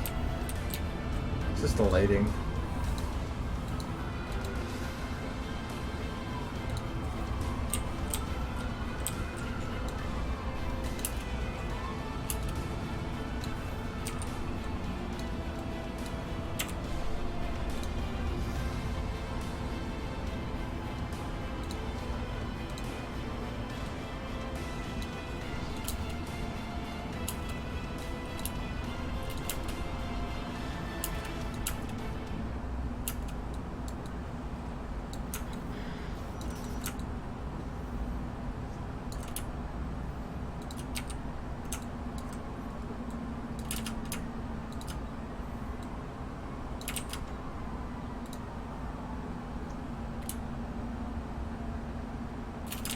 Damn it. Did that motion.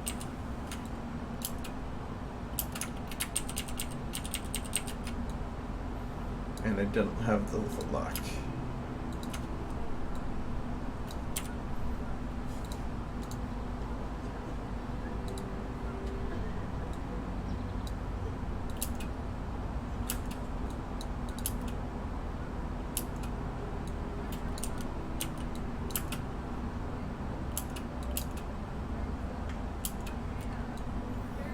Kind of like that stops pretty more suddenly at the end because the hoof hitting.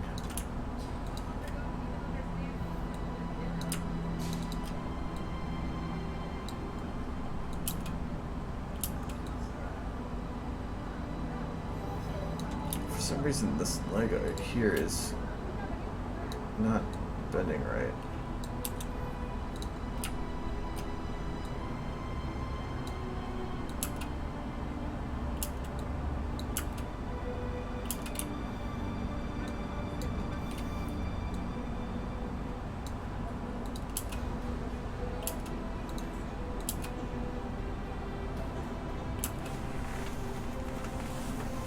Oh, somebody's making s'mores or something. It smells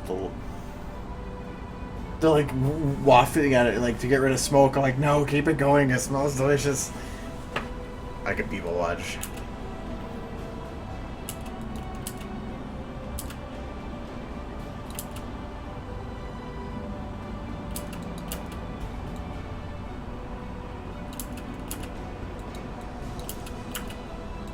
I think it's for her main. It's like this. Kind of weird. Oh, it's auto saving. Nice.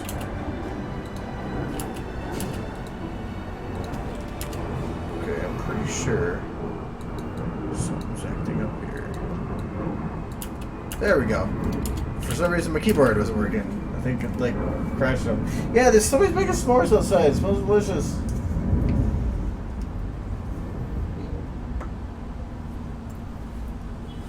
You can make s'mores on anything. You can just throw some paper in a pan, like light it on fire in your oven. You got yourself a little bonfire. I don't know, turn on a fan or four, but...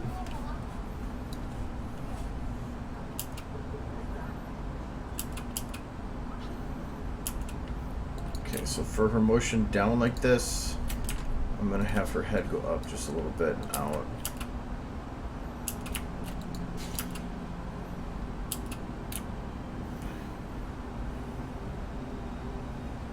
I'm going to have her eyes close a little bit.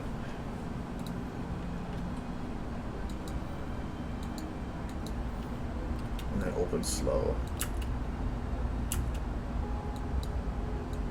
Slower.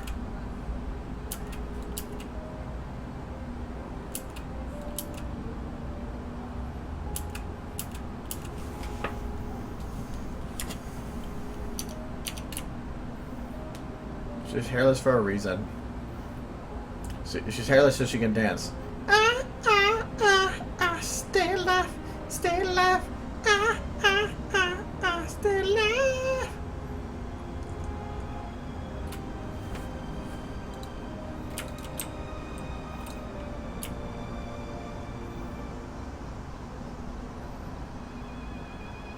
It's kind of like Night at the Roxbury.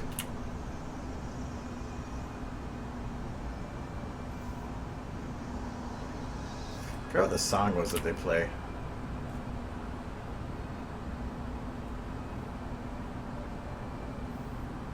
Oh, why is it? Oh yeah, I just dance. Oh yeah.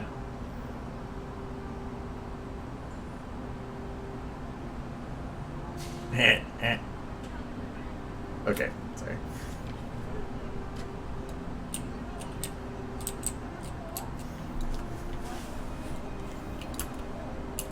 I thought there was a light that came down there. Is her main still... Yeah, her main is alpha, but it's still causing a shadow. You can see it. Invisible shadow.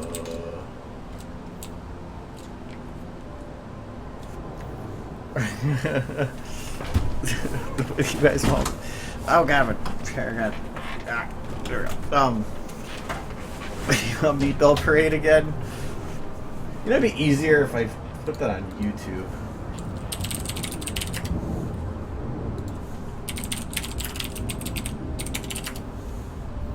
There's a 1 hour mix version of it. There we go. Who wants to listen to that for 1 hour?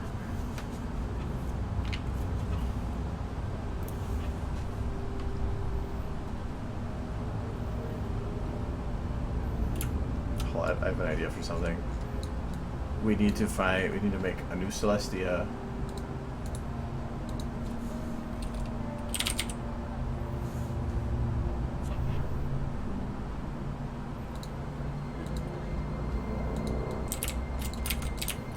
I'm getting way too distracted this stream.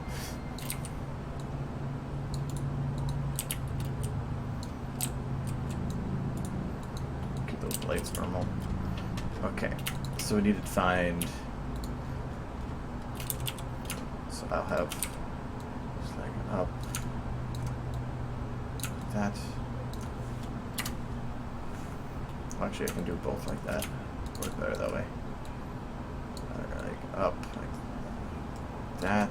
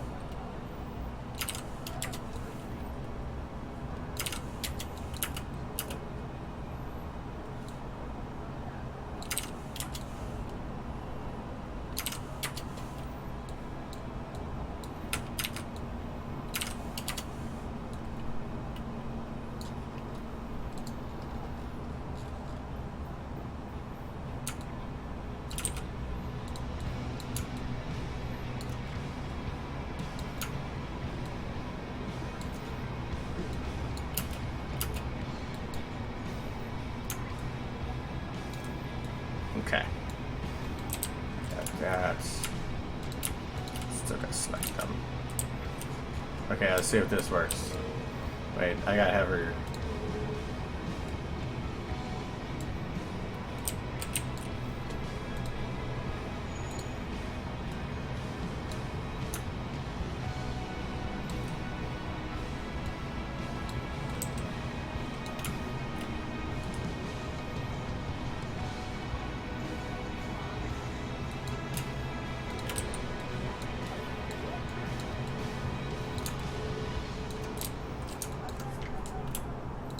There we go. See if this works. I don't think it overrides. Let me see if it... Oh, it does. No.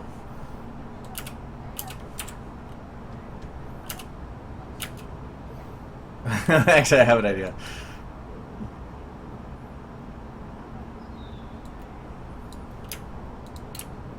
Should be able to do this, though. It does work out, yeah. Alright, let's see if this works. Wait, I gotta move this over here.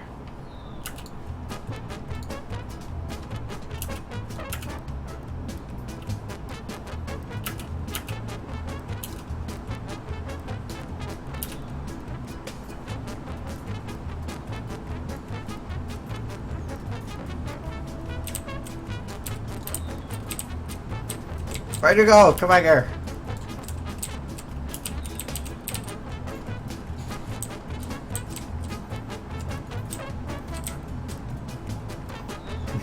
That's just...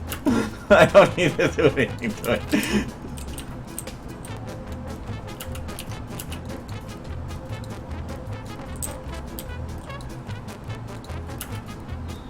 You happy?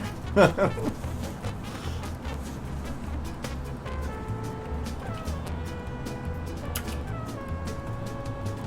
not the fun part. Alright, this is gonna be the rest of the stream, I'm sorry.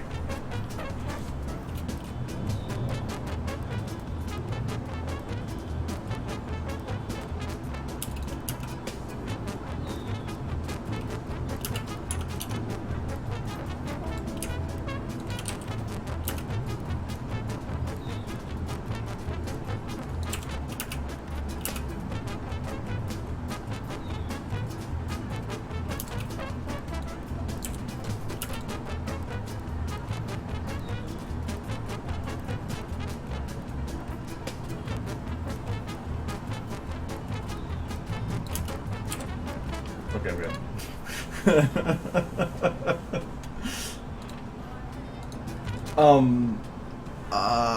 I could do that, or moon.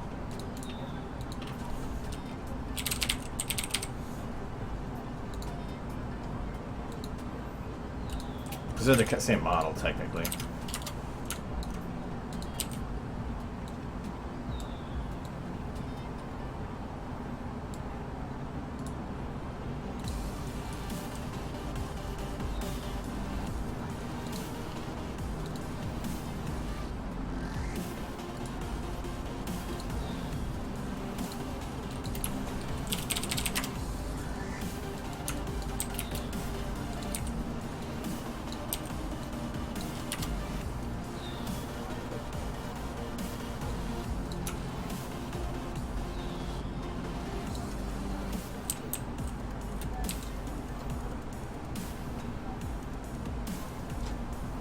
Okay, see if that works.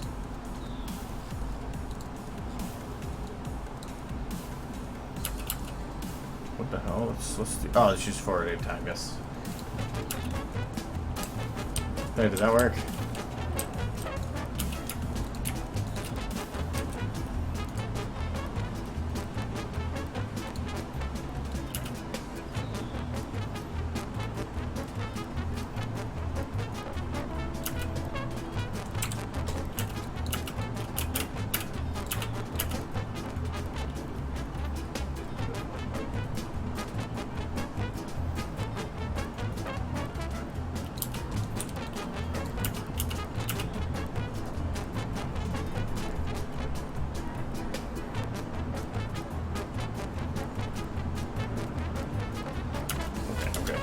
That's I'm gonna get so sick of that song till I'm like. Look, you made Twilight sad. She's all sad.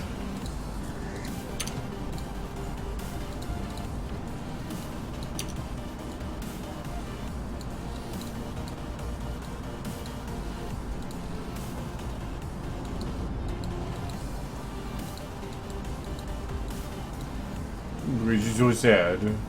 Kind of. Yeah, oh, there we go.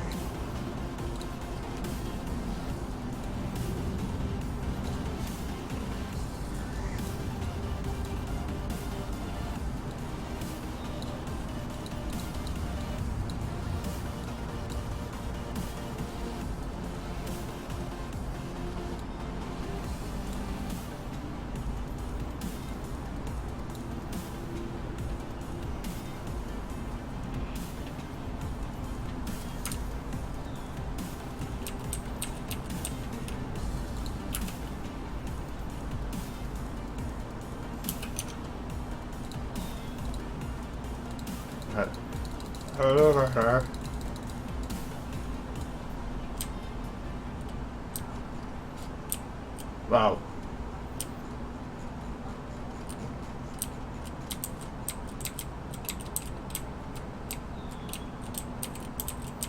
But I forgot she's creepy. That reminds me of The Mask.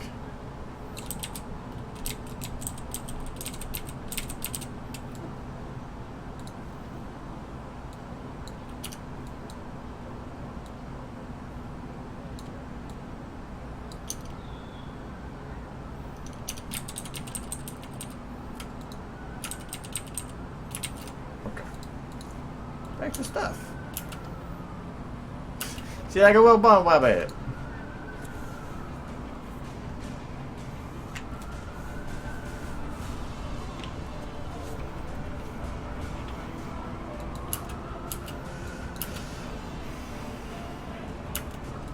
Okay, her head kind of starts moving a little quick here. I think that's the motion from neck.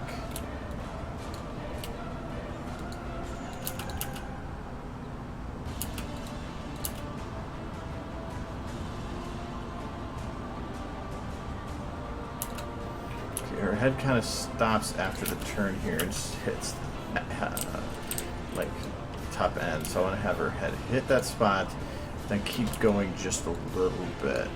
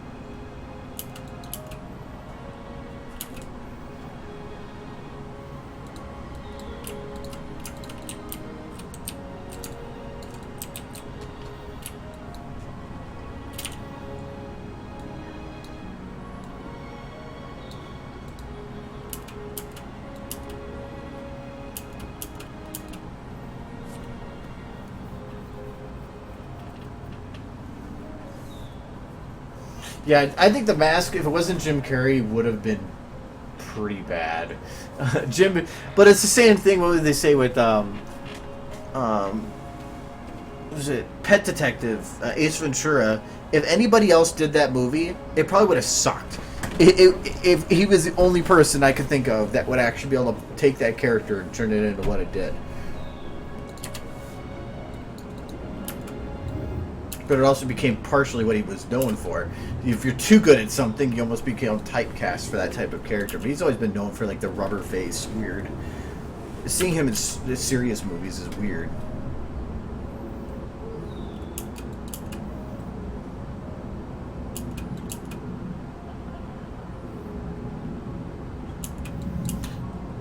And I was thinking about putting the other wings on Celestia, but I think that with Twilight's head in the way, I really don't need to worry about it.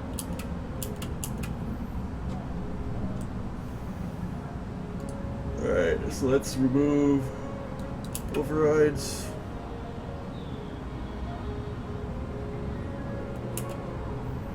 Her main's going to be pulled away, so that's, I'm not really worried about how that's moving.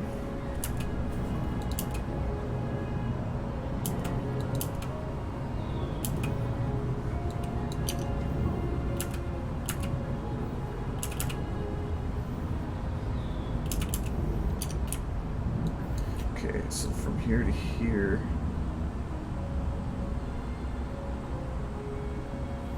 you need to have her eyes start to drift to the right.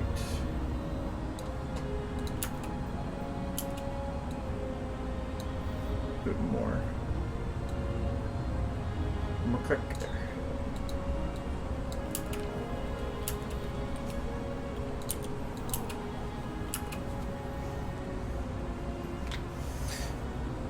No, the thing is that there's certain characters that if you put too many good people in a movie, they'll overshadow each other. Like, Ace Ventura was good because he was the guy in there that made the movie. But if you start throwing other big-name people in there, they all start trying to become the viable, like, focus, and it's not going to work. I think it's having a lot of the stupid people together would work well, but you have to have contrast. So, I don't think it would work as great as you think it would.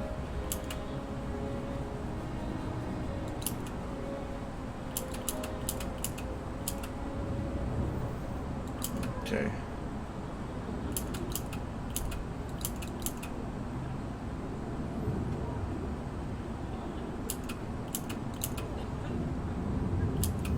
I still think that she kind of just stops suddenly right here.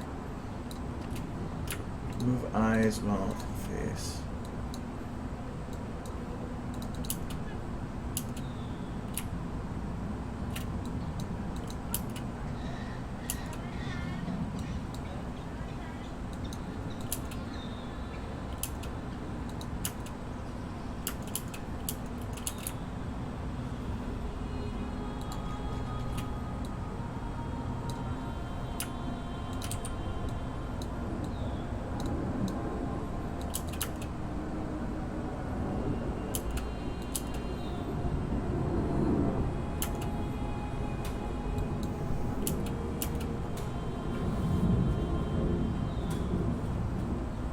I've heard so many stupid things about pixels. It just seems like some kind of, just, hey, people like video games. Maybe we should make a thing about video games. Boo. Alright, I'm gonna go with some of this random walk crap. Actually, this one, get rid of quite a bit. Even Twilight, I don't need the majority, because I think she's walking here. I'm going to keep it, though, because some of the walking involves her book armor. I didn't realize that was actually key. That's weird to turn to.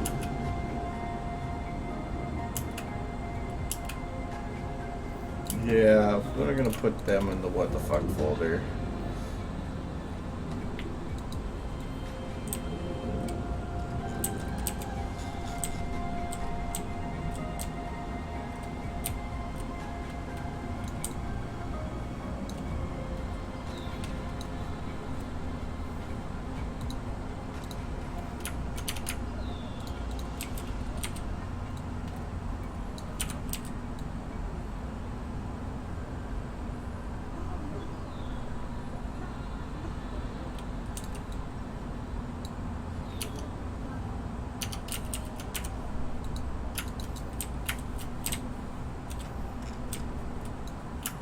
I think she's very flammable.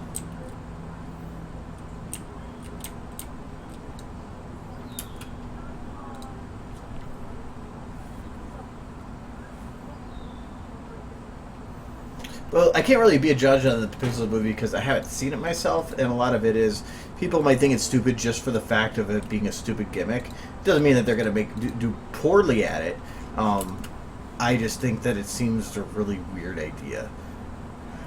But, I don't know.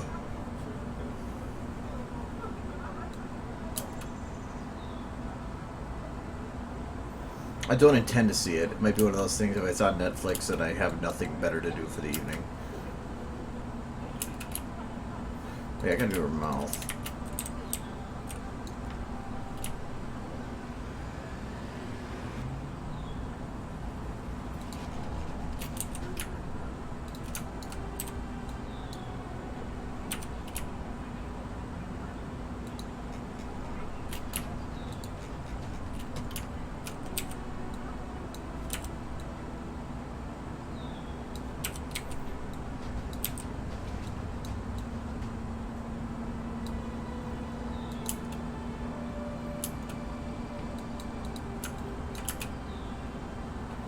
I thought maybe that could work, but...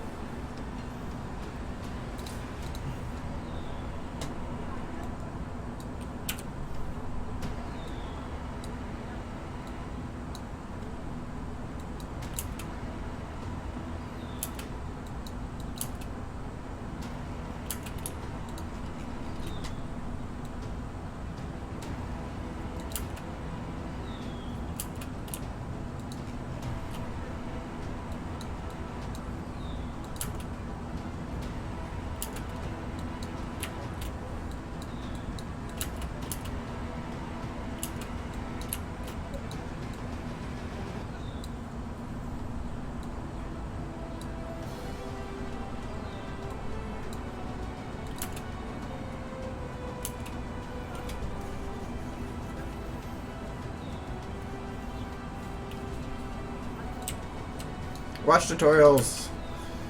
Before it was even done installing, I had watched all of Valve tutorials. I did it while it was downloading. Every game has tutorials at the beginning to help you learn how to do the game, and usually they're expertly made so that the game itself helps teach you the mechanics as you go, just giving you enough of the basics at the beginning to get you going. SFM doesn't have that. So it's not like a game in that sense where you can just open it up and figure it out. Games do that. Half the game is usually a tutorial to begin with. So a lot of it is, if you want to learn how to do it, you have to take the time to go and basically do boot camp yourself. And then just mess around.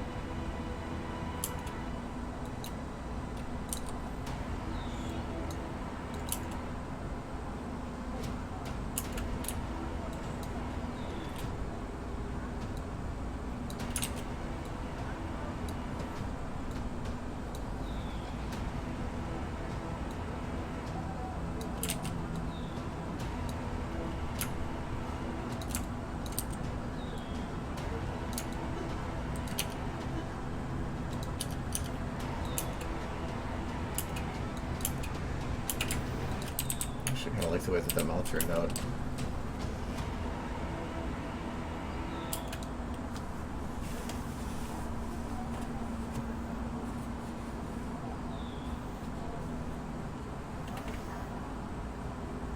Yeah, well, Valve likes to also slap beta on something and then leave it like that forever.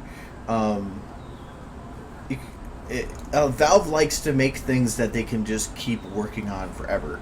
I think that SFM is in a beta, but it's really complete. I think that they just don't want to call it complete until after Source 2.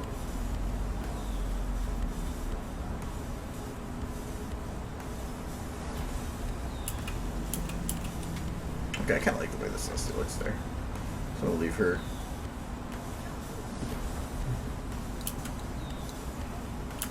Let's let her walk. Here come the princess! Bow to me! And technically, the Jimmer Limbs, I think his name is, for the tips of the day are really nice. I haven't even watched them all because I tend to base it all on what I think would work at the time. So I haven't, or what I need to learn at the time. So.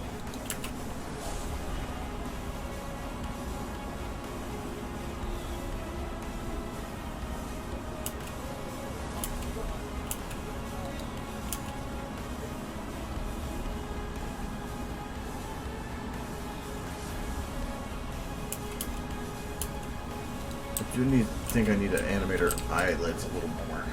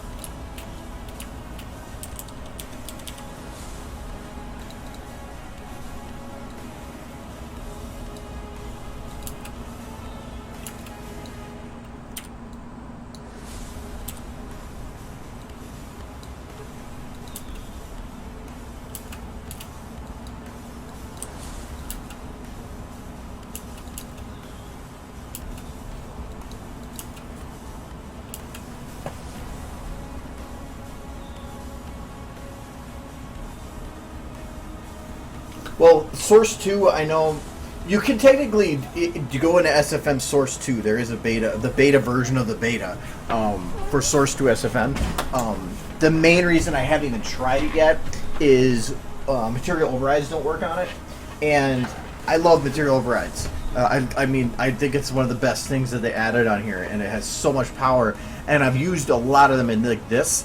So I wouldn't, if it was like, I don't even know if you can open up at Source or SFM 1 and 2 and Source 2, but it would be, without the overrides, a lot of ideas I have don't work. So that's why I haven't really done anything with them.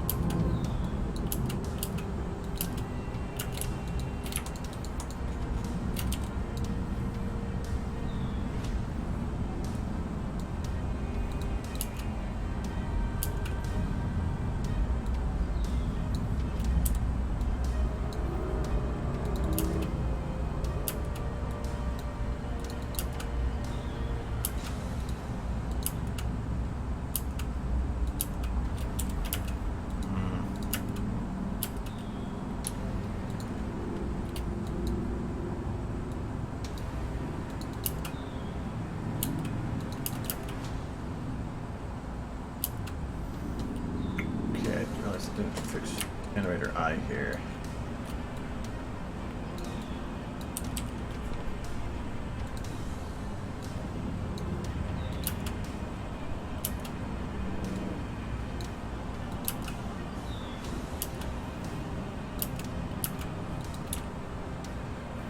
Really not that much I can do for the second part of it. First part though, that part looks better.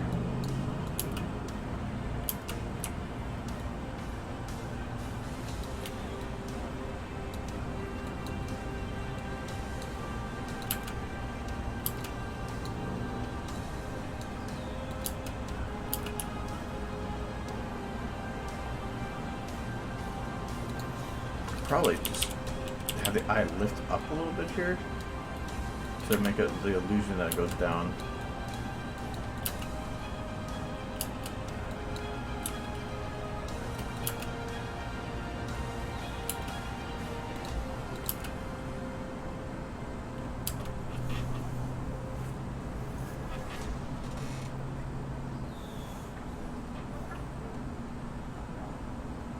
Is that a plane? It looks more like a rocket ship. Hello.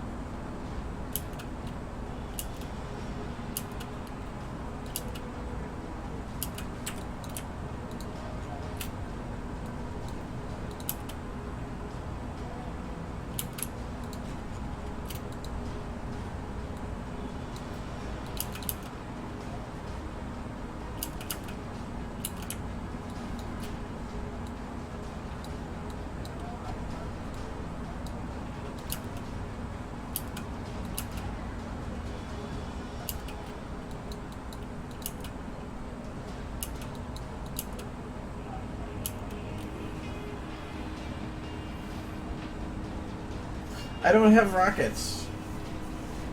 There's no. I don't live by Cape Canaveral or something. No rocket ships. No, none of those. I think that'd be a little loud.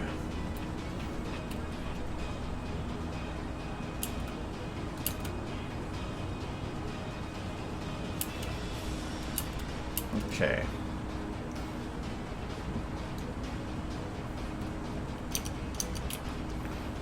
Okay, so from here to here, I'm gonna have her here, kind of.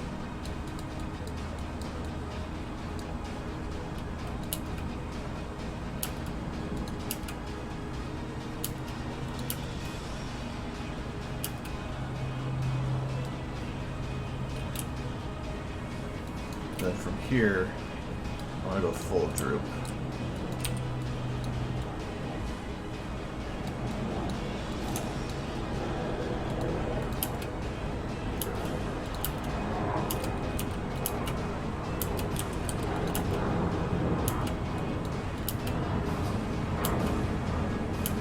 Alright, I think she actually droops here, doesn't she?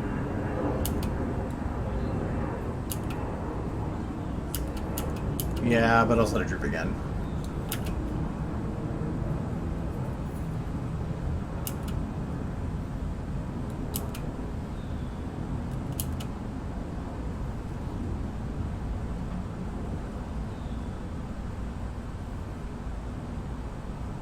No, the planes you're hearing today are real planes, because I have my window open, so they're real planes. That's where they came from to begin with. The eyes of Celestia, I'd have to recompile the model to make them bigger. There's a reason that they're smaller, but if I remember right, it's the actual scaling of it is dependent on when it's compiled. So if I go and Yeah, and then, yeah. Yeah. If I look at the pupil, I bet you it's going to be normal size. Yeah. This, I mean, the texture that her eye is using is technically the same texture. I'm pretty sure that I've tried adding in the larger texture, or making a larger texture to put in there. It just doesn't work like you think it would. A lot of the reason is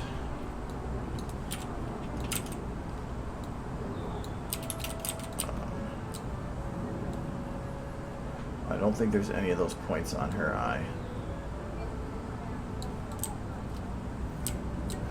Kind of easy eye roll.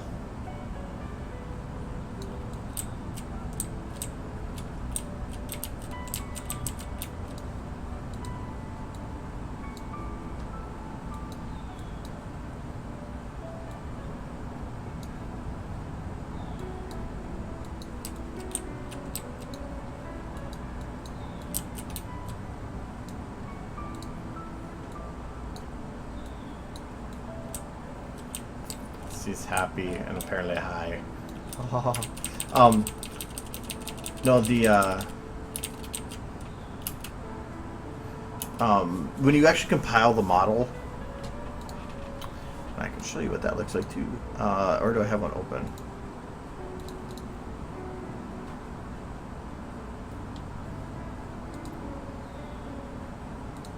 Oh, that's not it.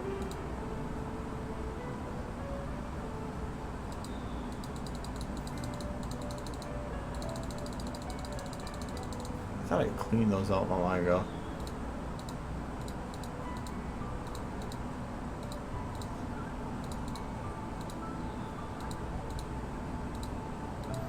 I don't think I have a QC open.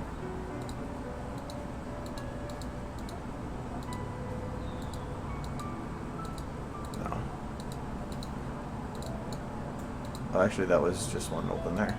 Oh, well. I'll open up another one.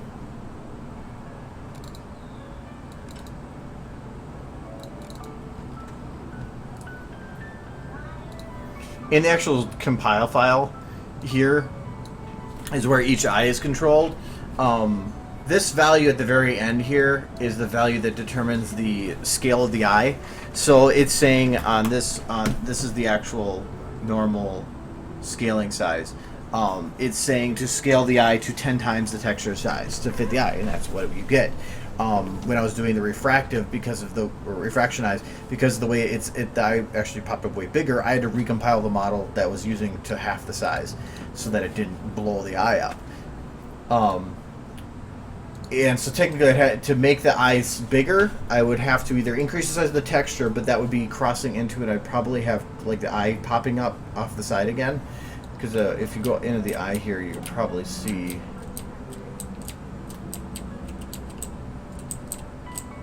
Yeah, you can see the back of the eye. When I move the eyes here, you can see the back texture moves too, because the eyes replicate on either side. So if I make the texture too big, I could start having, like, when I go to this side right here, I could have it pop up and start like melding with another texture of the eye. So that's why I don't want to make it too big on just the actual texture. I'd rather have the scaling, because then it would scale within its allowed area. Plus it won't distort it at certain distances, like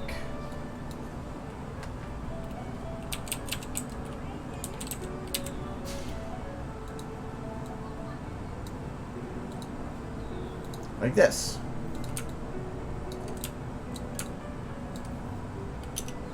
This is what happens when you try changing the position so that you can make an eye look behind. You get an eye texture that decides that it just wants to have a mind of its own. Hi, guys!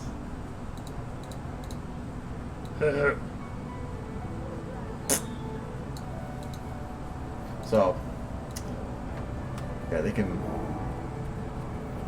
get a little weird.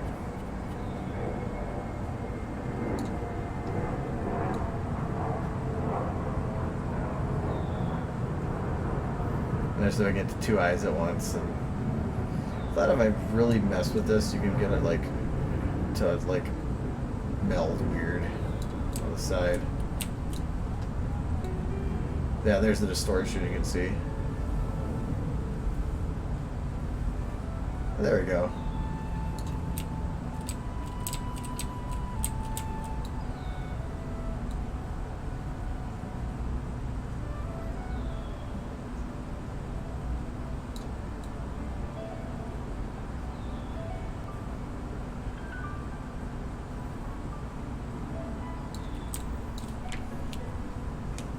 So yeah, that was I was trying to do it because in Twidash, when Dash goes and looks to the side here, I wanted to try to get it so that her eye would be set so that try to position it where I wanted it again.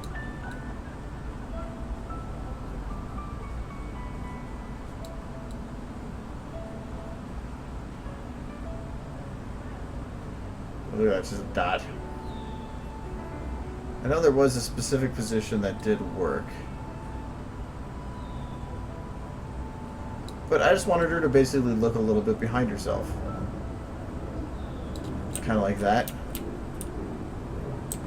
But then when I actually did it in the shot, it was really hard to work it with and whatever, because the normal restriction, I would not be able to move the eye past that point behind herself. That's why. But with by modifying, I thought maybe I could. Then I broke it horribly, and it was just funny.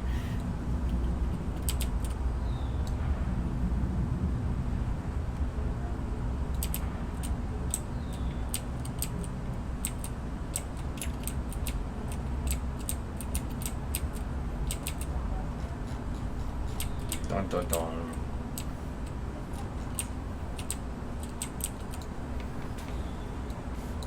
Should I save?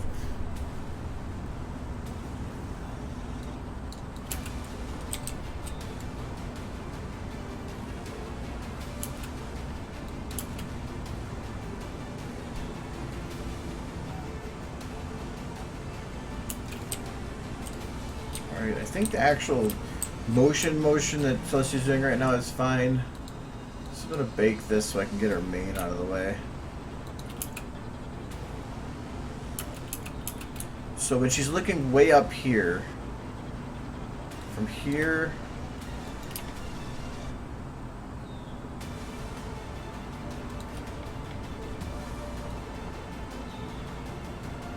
to here,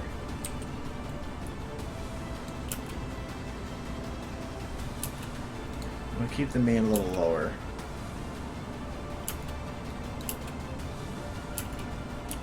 And then I'm going to round this to reduce its motion.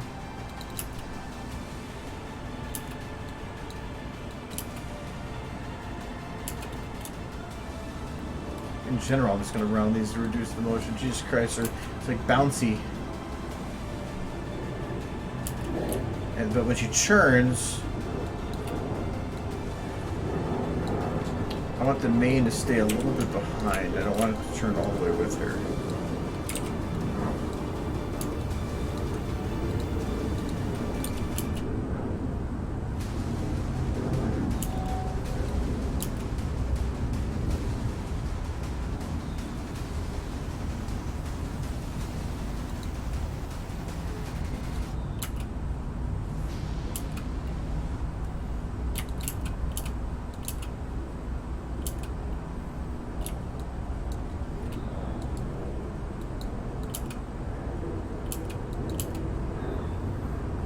Because the main is moving like it had very little weight, but it should have a lot of weight. I'm guessing that the jiggles on it had the copy-paste values from these mains, which have more bounce, but I mean, her hair alone has to weigh as much as a pony. Unless it's like some ethereal thing from another dimension, which then sure, why not?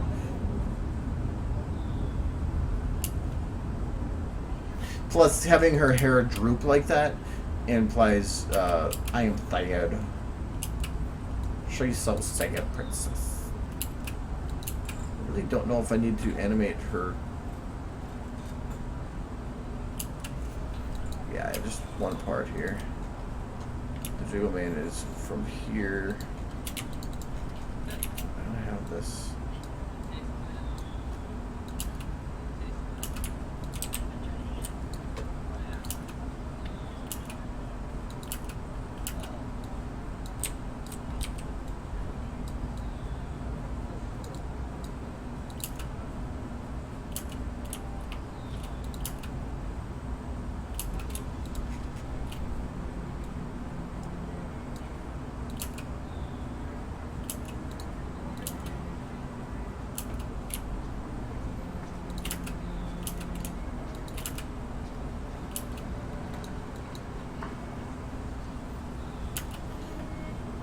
Well, it's not really a story. It's just more of an idea. The idea is yes, but the thought is, if you're an immortal, the only people that you could consider to be lifelong friends would be other people that are immortal.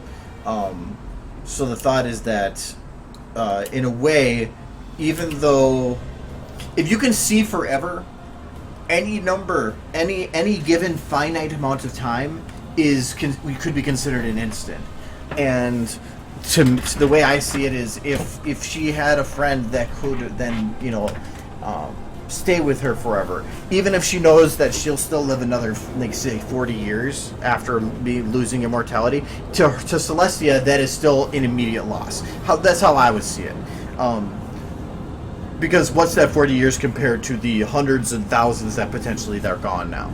So that's I could see her being sad because in a way she sees herself as losing a friend. So, but that's just my headcanon in regards to this anyway.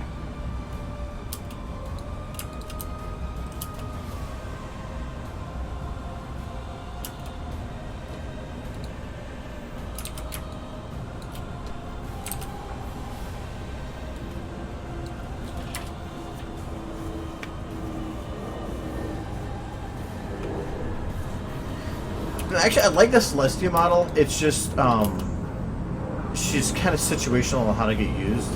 I have more fun with the Nightmare Moon model because I love the way that everything colors on her.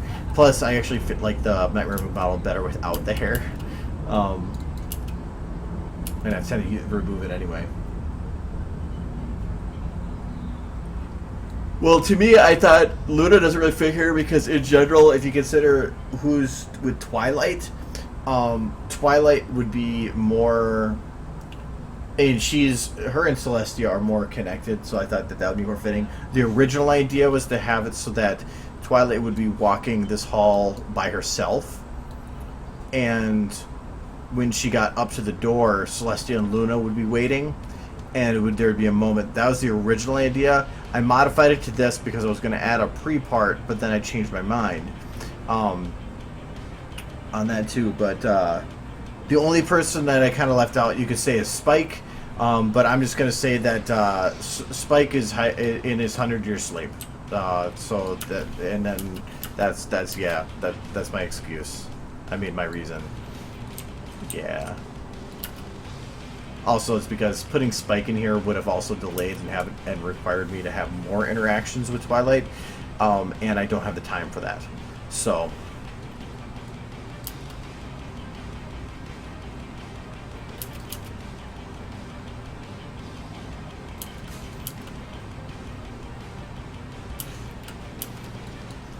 I just realized something. Technically, her reaction here could be construed as a negative reaction to Celestia moving down like that, like as if she's twitching away. That might not be good. I'm probably gonna leave it, but because it makes it feel like when she goes down to almost do a consolation kind of thing, that she's like, nope. Well, nobody construes it as that, but oh well.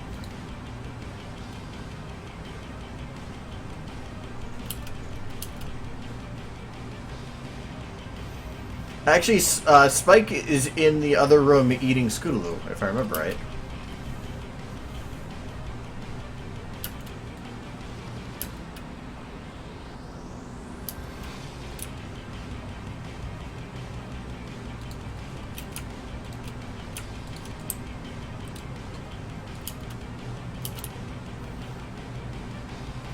I almost deleted that because it was in the big shot. Yeah, but I kept it.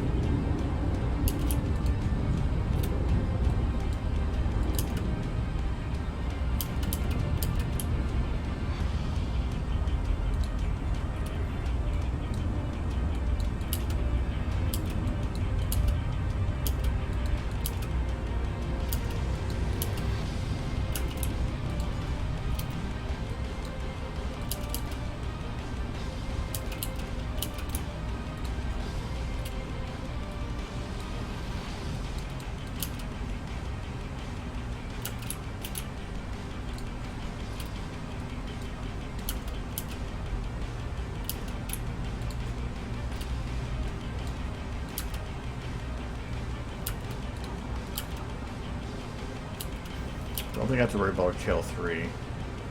Not really. Just gotta make sure she's not gonna spear somebody with the end of it. Should probably turn it down. For what?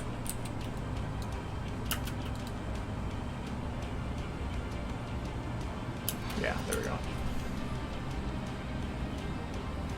Well, the thing is, it's not supposed to be far enough in the future. Dragons are I'm assuming, will live for hundreds of years. So I'm assuming that Spike is still alive at this time. Let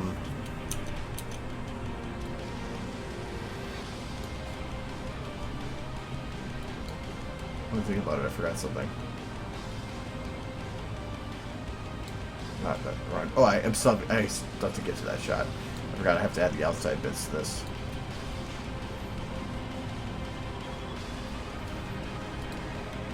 Thank you for adding Scootaloo. I think you're... Oh.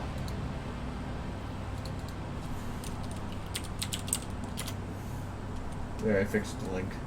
Thank you for adding Scootaloo.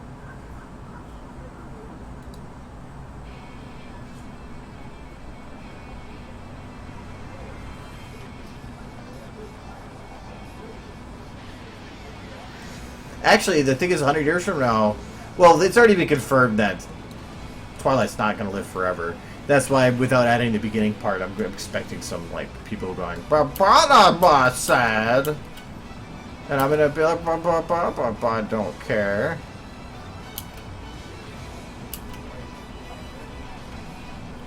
Yeah, I gotta finish the anime for ears.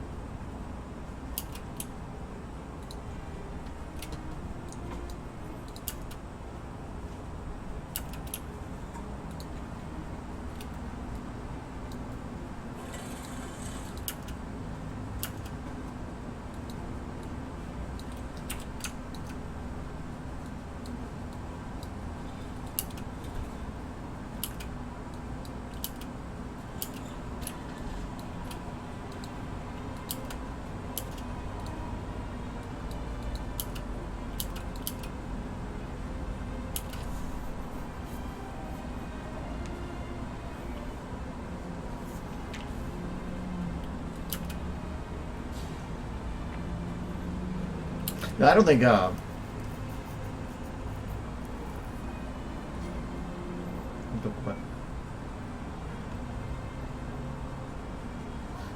they're gonna talk like Charlie Brown. It's actually any adult, I believe.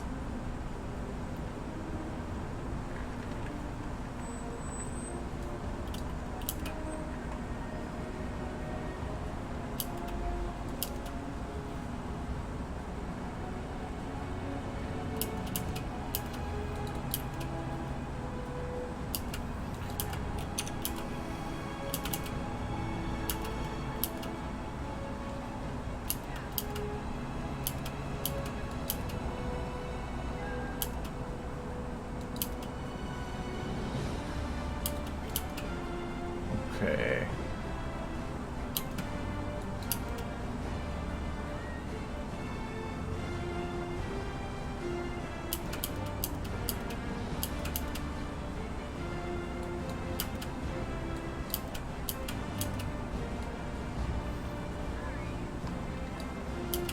I think it's kind of funny that made Celestia just disappear. But I didn't care.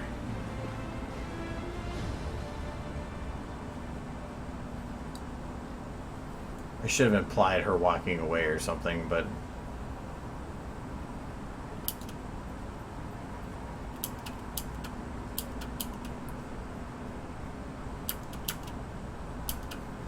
I don't care. Screw Celestia, she can fuck out. It's a private moment. And dance party.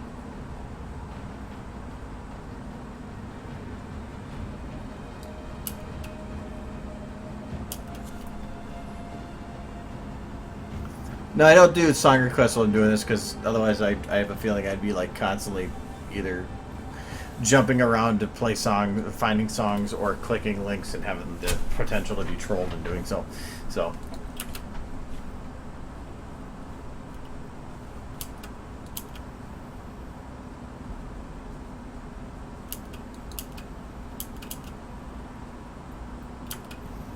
I think.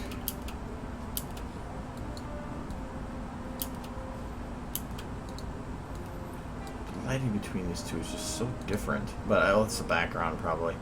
So I'm gonna say Celestia is basically done. Not much more I can do with her.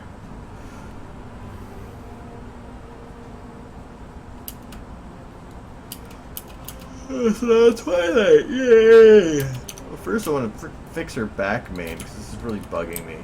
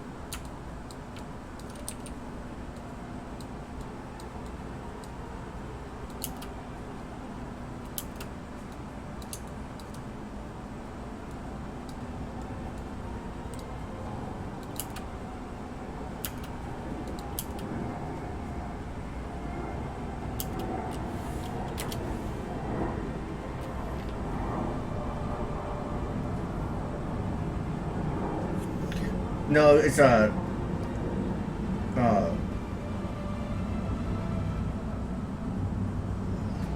I don't think I'll have this done Monday. I want to have. My goal is by Friday, which I don't think is going to happen. Friday night to have all the yellow stuff done. That's not going to happen. Weekend, I want to focus on getting the red ones done. At least I want to have this one fully done, and this one into yellow. And then Monday and Tuesday I can do cleanup with it. I won't be streaming Monday, Tuesday, Wednesday. Basically after this Friday there won't be a stream for at least a week and a half because of BronyCon. So But really, all I want to do is I want to get this one into green, and if I have to skip over on refinements, well, and if I have to like stay up all Saturday night to ensure I at least get the majority of the animating done, that's fine. I just can't do that on a weekday.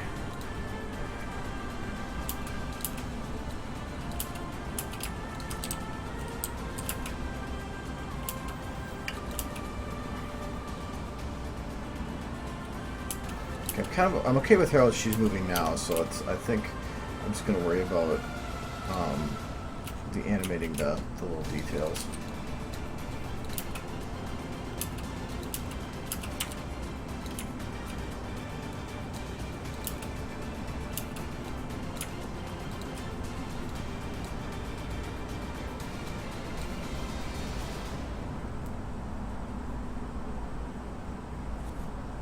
Yeah, I do the game streams here and there, but I haven't really done any because I've been on crunch for cons. I'm not planning on doing any big videos for Cider Fest in November, so because of that, I'm not. I plan to do more gaming related or game related and just short streams. So I'm not sure what the streams are going to be entailing after BronyCon, really.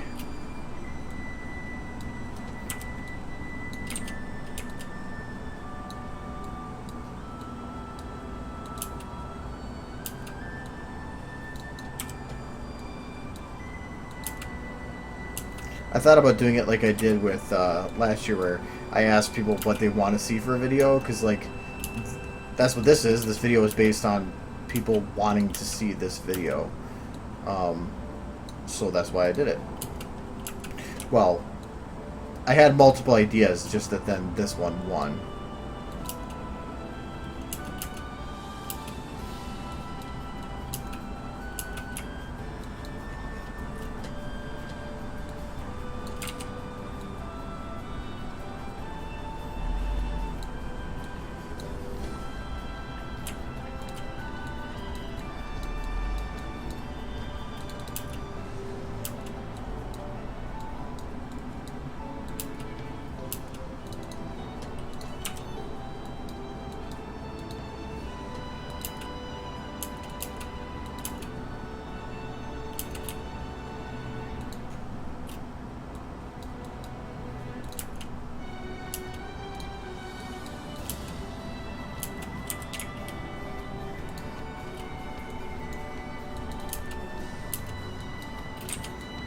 But technically, I probably will start working on the Fallout video.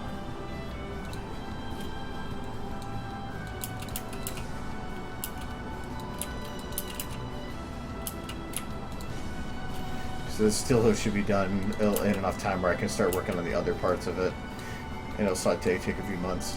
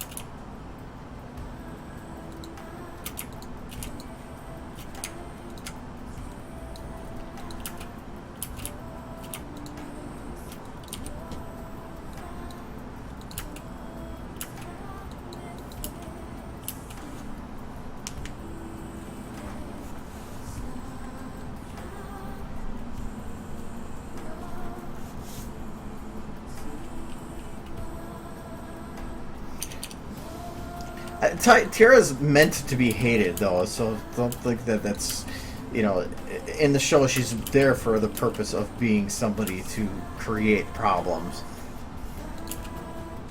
So if you don't like her, it's because she's doing her job. Wait, what the hell is this?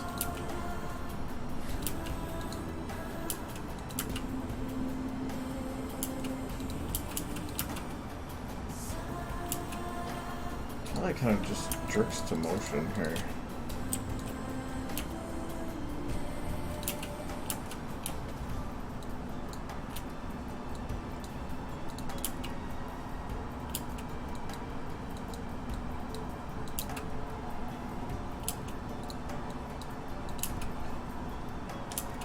I'm fine with her taking a quick motion, but I want to make sure it at least blends a little bit afterwards.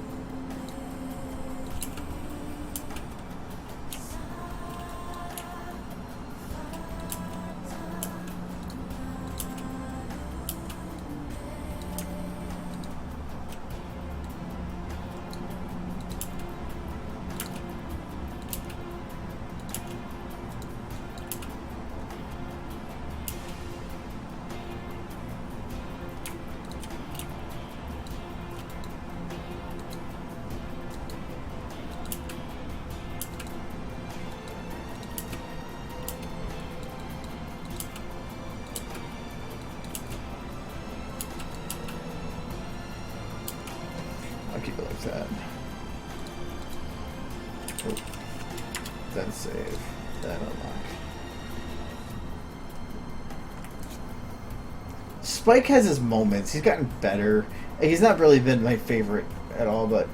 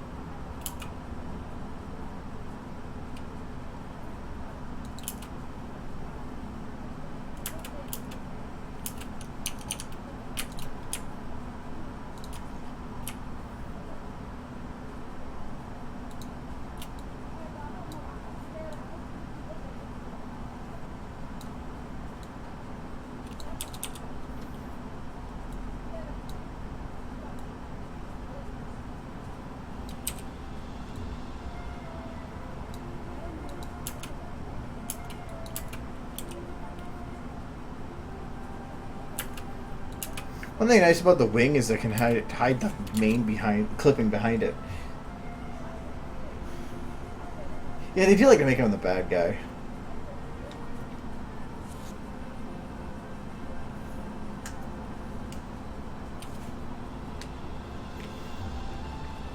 Though I don't know if you guys ever followed Jake Wyman. When we were at Everfree, we were doing the disgruntled tiara thing. Other people started doing it too, where it was just this little picture of Tiara he would put in front of pictures he would take, and it was just they were so funny. She fits on everything, but yeah, other people started doing it. There's a Pierre. It was an interesting convention. Yeah,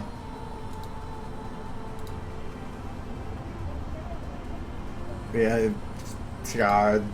There was a guy that was cosplaying as the butler, carrying around tiara on a silver platter, and so we did that at the Brony Brony Church. There's a guy again. So we had a lot of fun with it, obviously. But yeah, those pictures were a lot of fun to do. I can't remember who the artist was for that, but he saw it and he bought it immediately. Then started taking the pictures. The guy found out about the hashtag thing he was doing. We didn't start the hashtag until much later after taking pictures, and then Wyman went and bought another one from him as a backup in case he like lost the other one.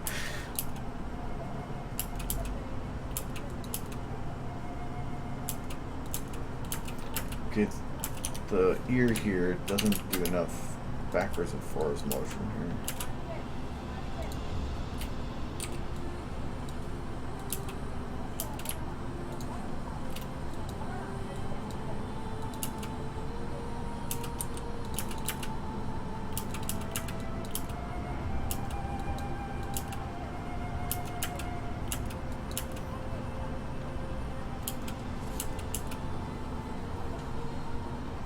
Good night.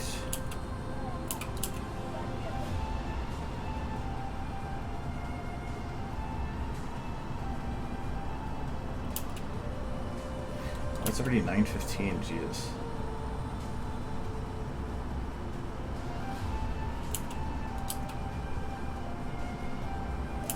I don't think I'm gonna finish this whole shot.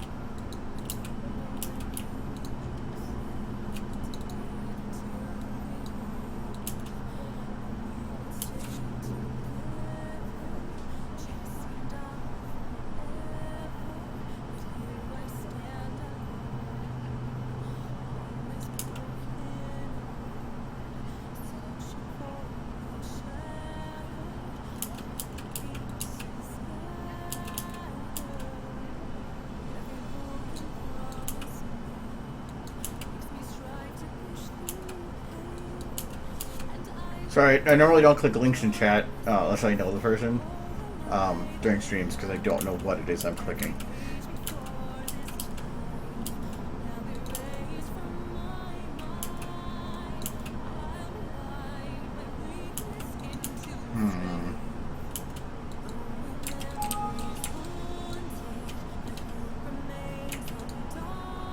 A little weird.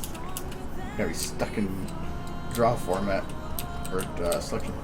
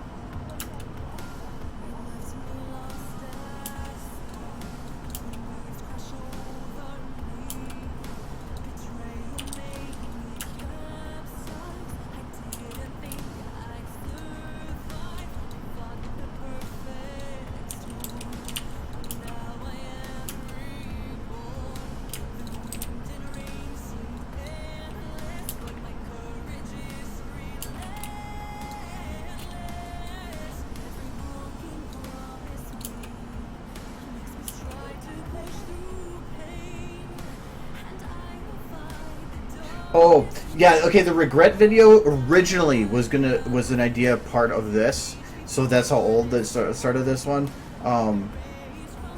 But I've since abandoned using that part. So that's kind of a standalone now. And it was I don't like doing work in progress public videos because it just to me it says, "Here, I'm working on this." Like, feel ruined by it. Or if you cancel it, you feel regret because you put out something for it. So I don't do work in progress public videos anymore. I'll post stuff sometimes other places like Patreon. I put work in progress stuff. A lot of the test renders I do for this, I haven't done one for a little while here. But anytime I do a full on, like because I have in here these ones. A lot of these work in progress ones are on Patreon to view the high quality versions.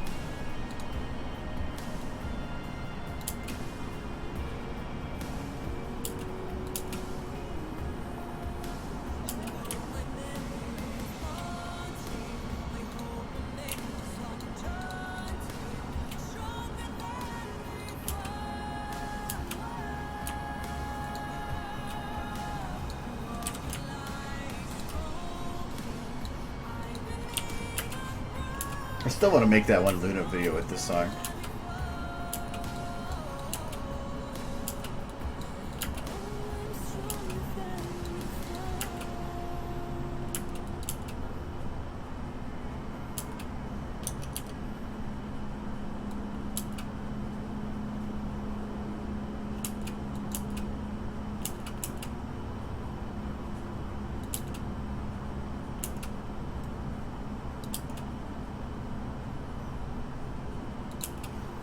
I think that I don't need to really do much more for her. I still need to do highlights and stuff, but I think well, even right now, technically, this shot is green, regular green. The light green is just a product of this type of video I'm doing.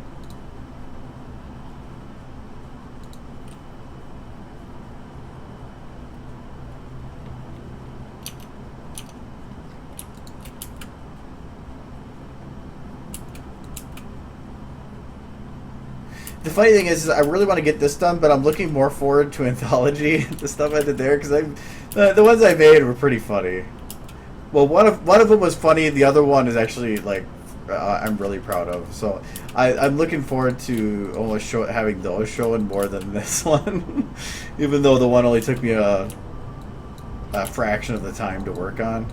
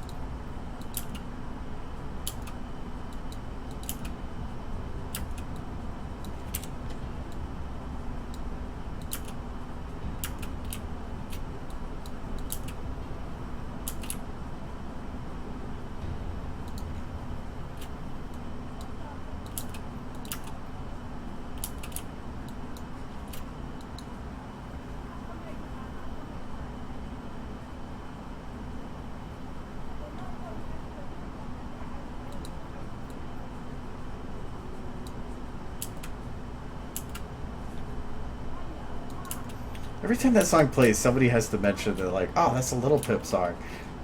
Yeah, yeah, I know.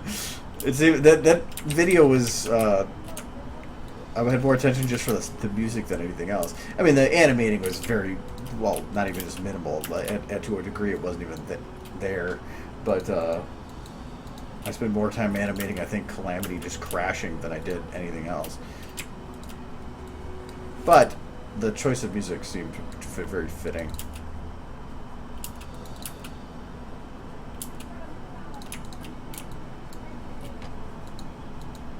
But I had that idea for the video for months. It's just I couldn't find the right song for it until I heard that song. I'm like, haha! You have been discovered.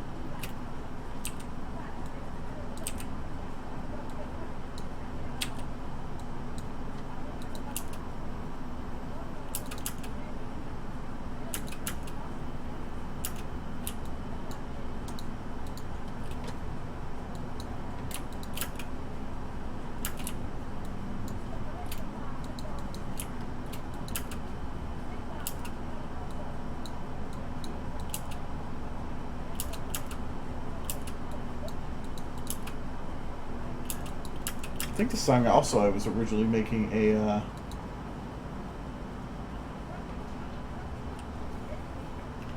oh, not this one. It's a very similar song. I was making a video for it, but I decided not to.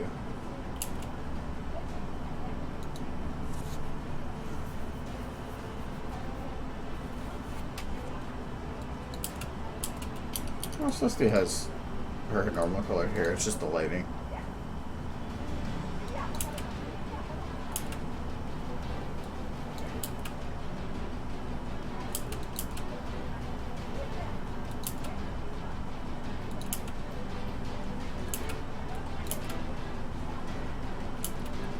So it's almost clipping right here. So from here to here, the focus on the later, I have to make sure that her hair is pulled in and down.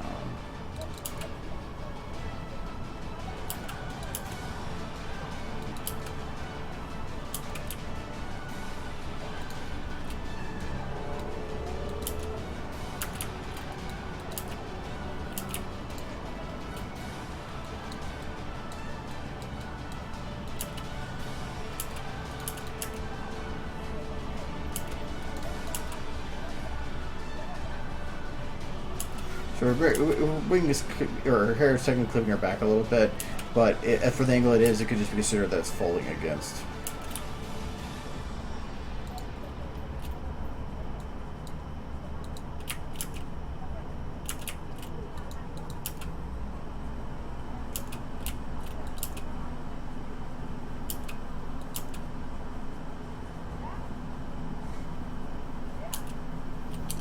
Okay, I'm gonna say Twilight's good.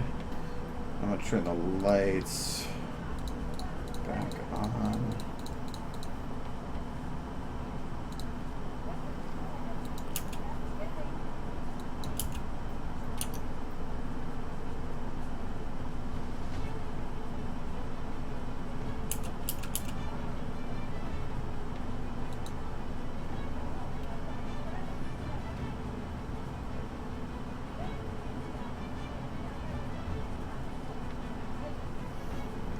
I think I know what I'm missing here.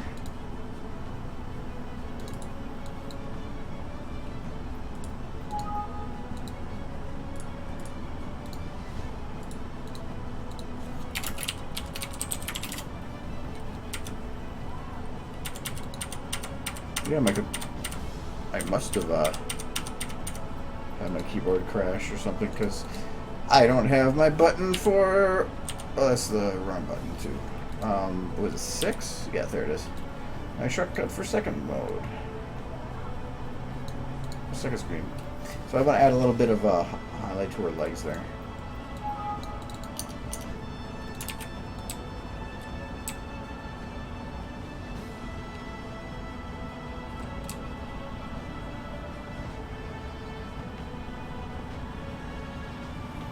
Jeez, so far wrong do I have to get?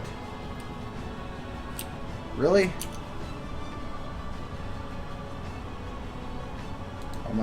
Because I'm on the wrong camera anyway.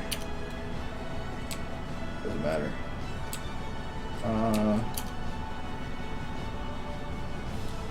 Okay, now does that work from all angles?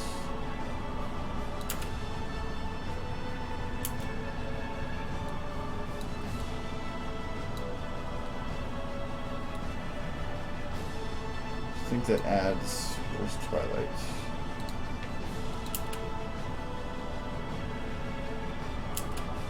So that's a little bit of a bright light to her there.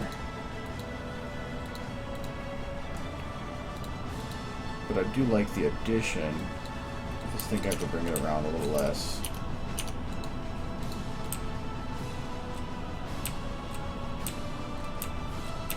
Right there.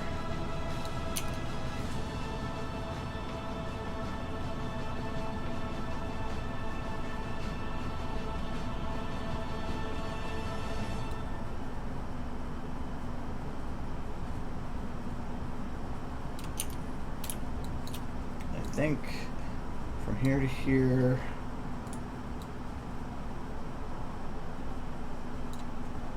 Does this even have a main light?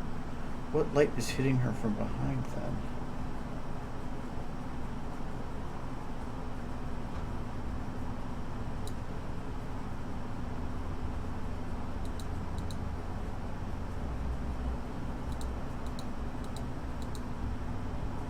Must be her rim. She didn't even have a rim. How would I light these models? Oh, that's her original highlight. I could probably have that brought around then to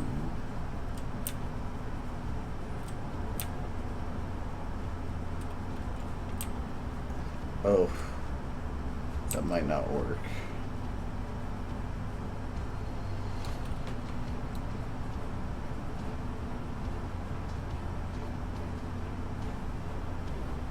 When she churns, I can understand the lighting changing.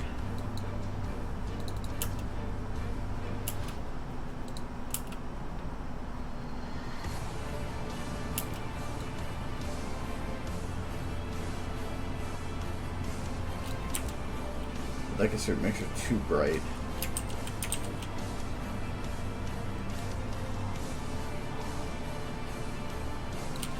I think I might just keep it how it is. It has her kind of get out of focus by having the lighting on her change like that. I might increase the brightness though.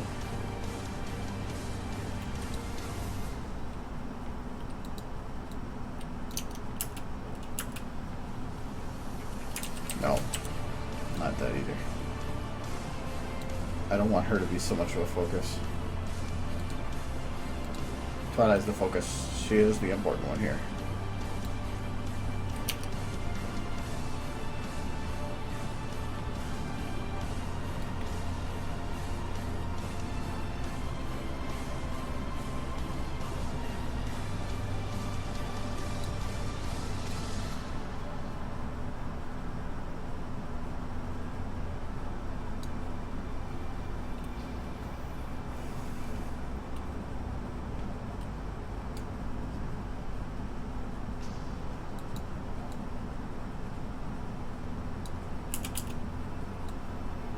I'm just going to quickly do highlights, and then that's probably all I'm going to be doing here.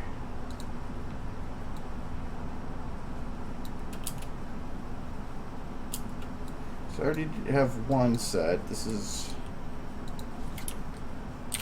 twilight, highlight, left.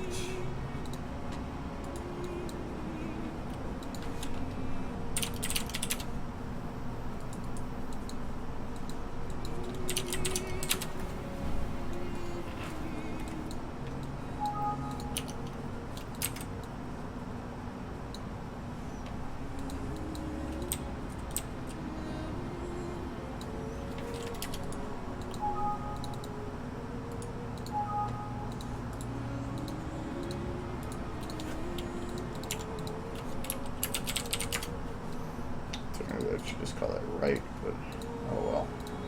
I'll figure it out.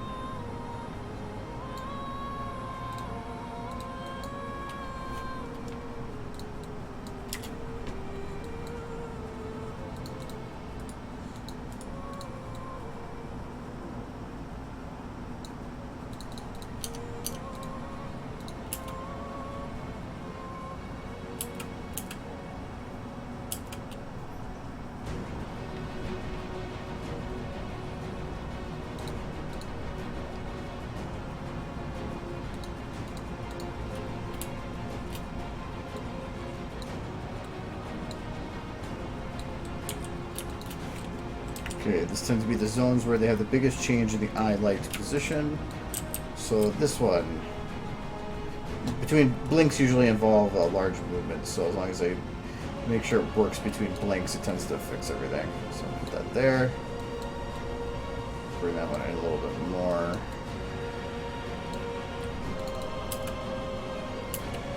Okay, this one. Down a little bit.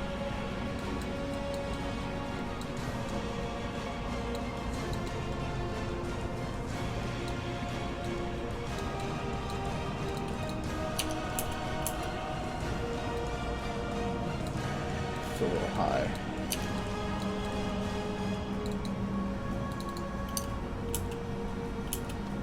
That's definitely not working.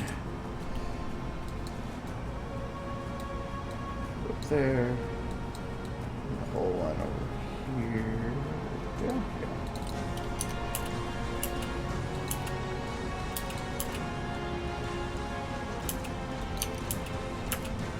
So that one's yellow. This one needs to be whiter. That's your old one. And her highlight in general needs to be decreased.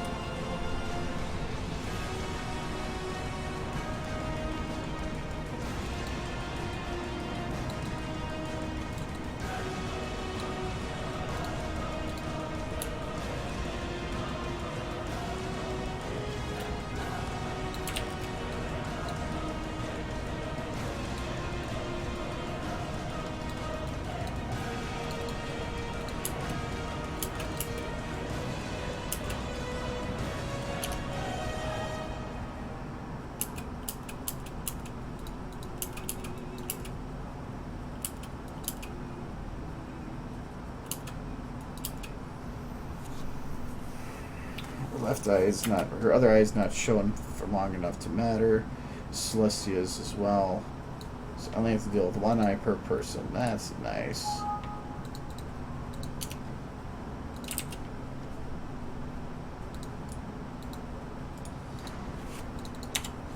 Let's keep with the naming scheme for this. Left. And 212. Technically, this is going to probably be a different set of numbers than I'm used to.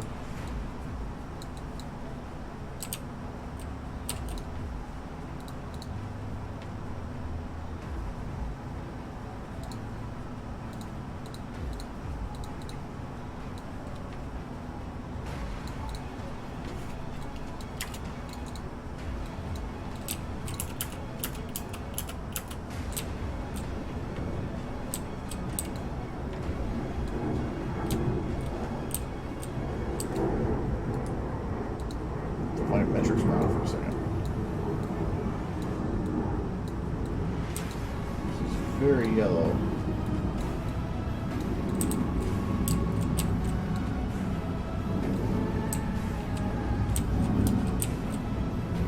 So I need to back up enough. I need to have the cut on, drop. Ooh, wow, that's cut off pretty quick.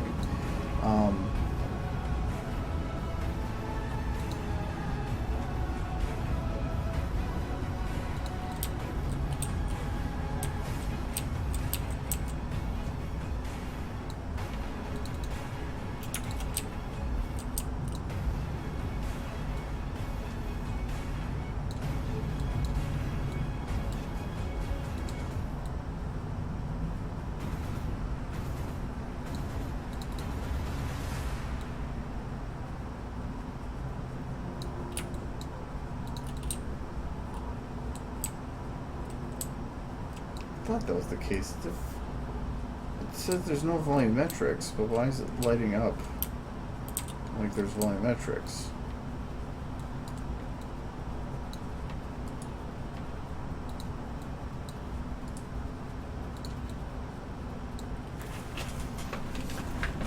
That is weird.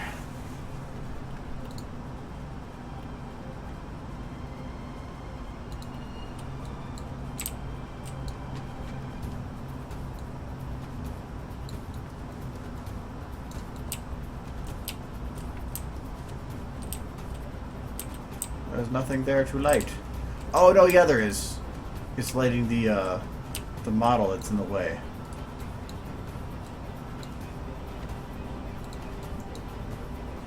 There we go. Now I can actually see what I'm doing. Should be bright enough to. There we go. Okay, I figured out what the problem was.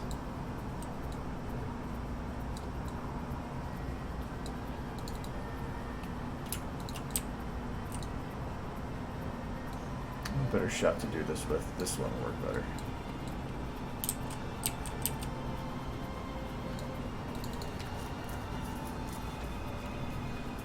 Her eye text stripes, I believe,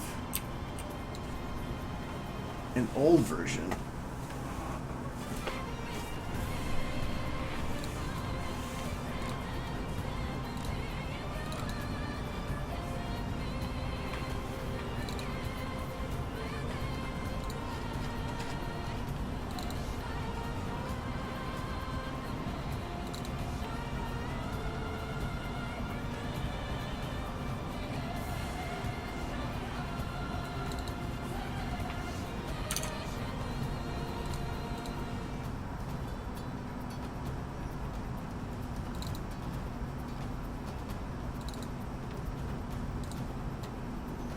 No, I don't think they're the same color.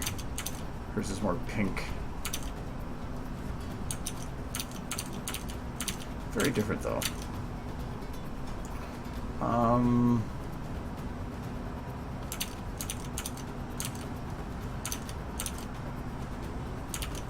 Might have to worry about that later. I'm not going to worry about her eyes right now then. Keep the light there so I have it set, but I'm not going to worry about it right now.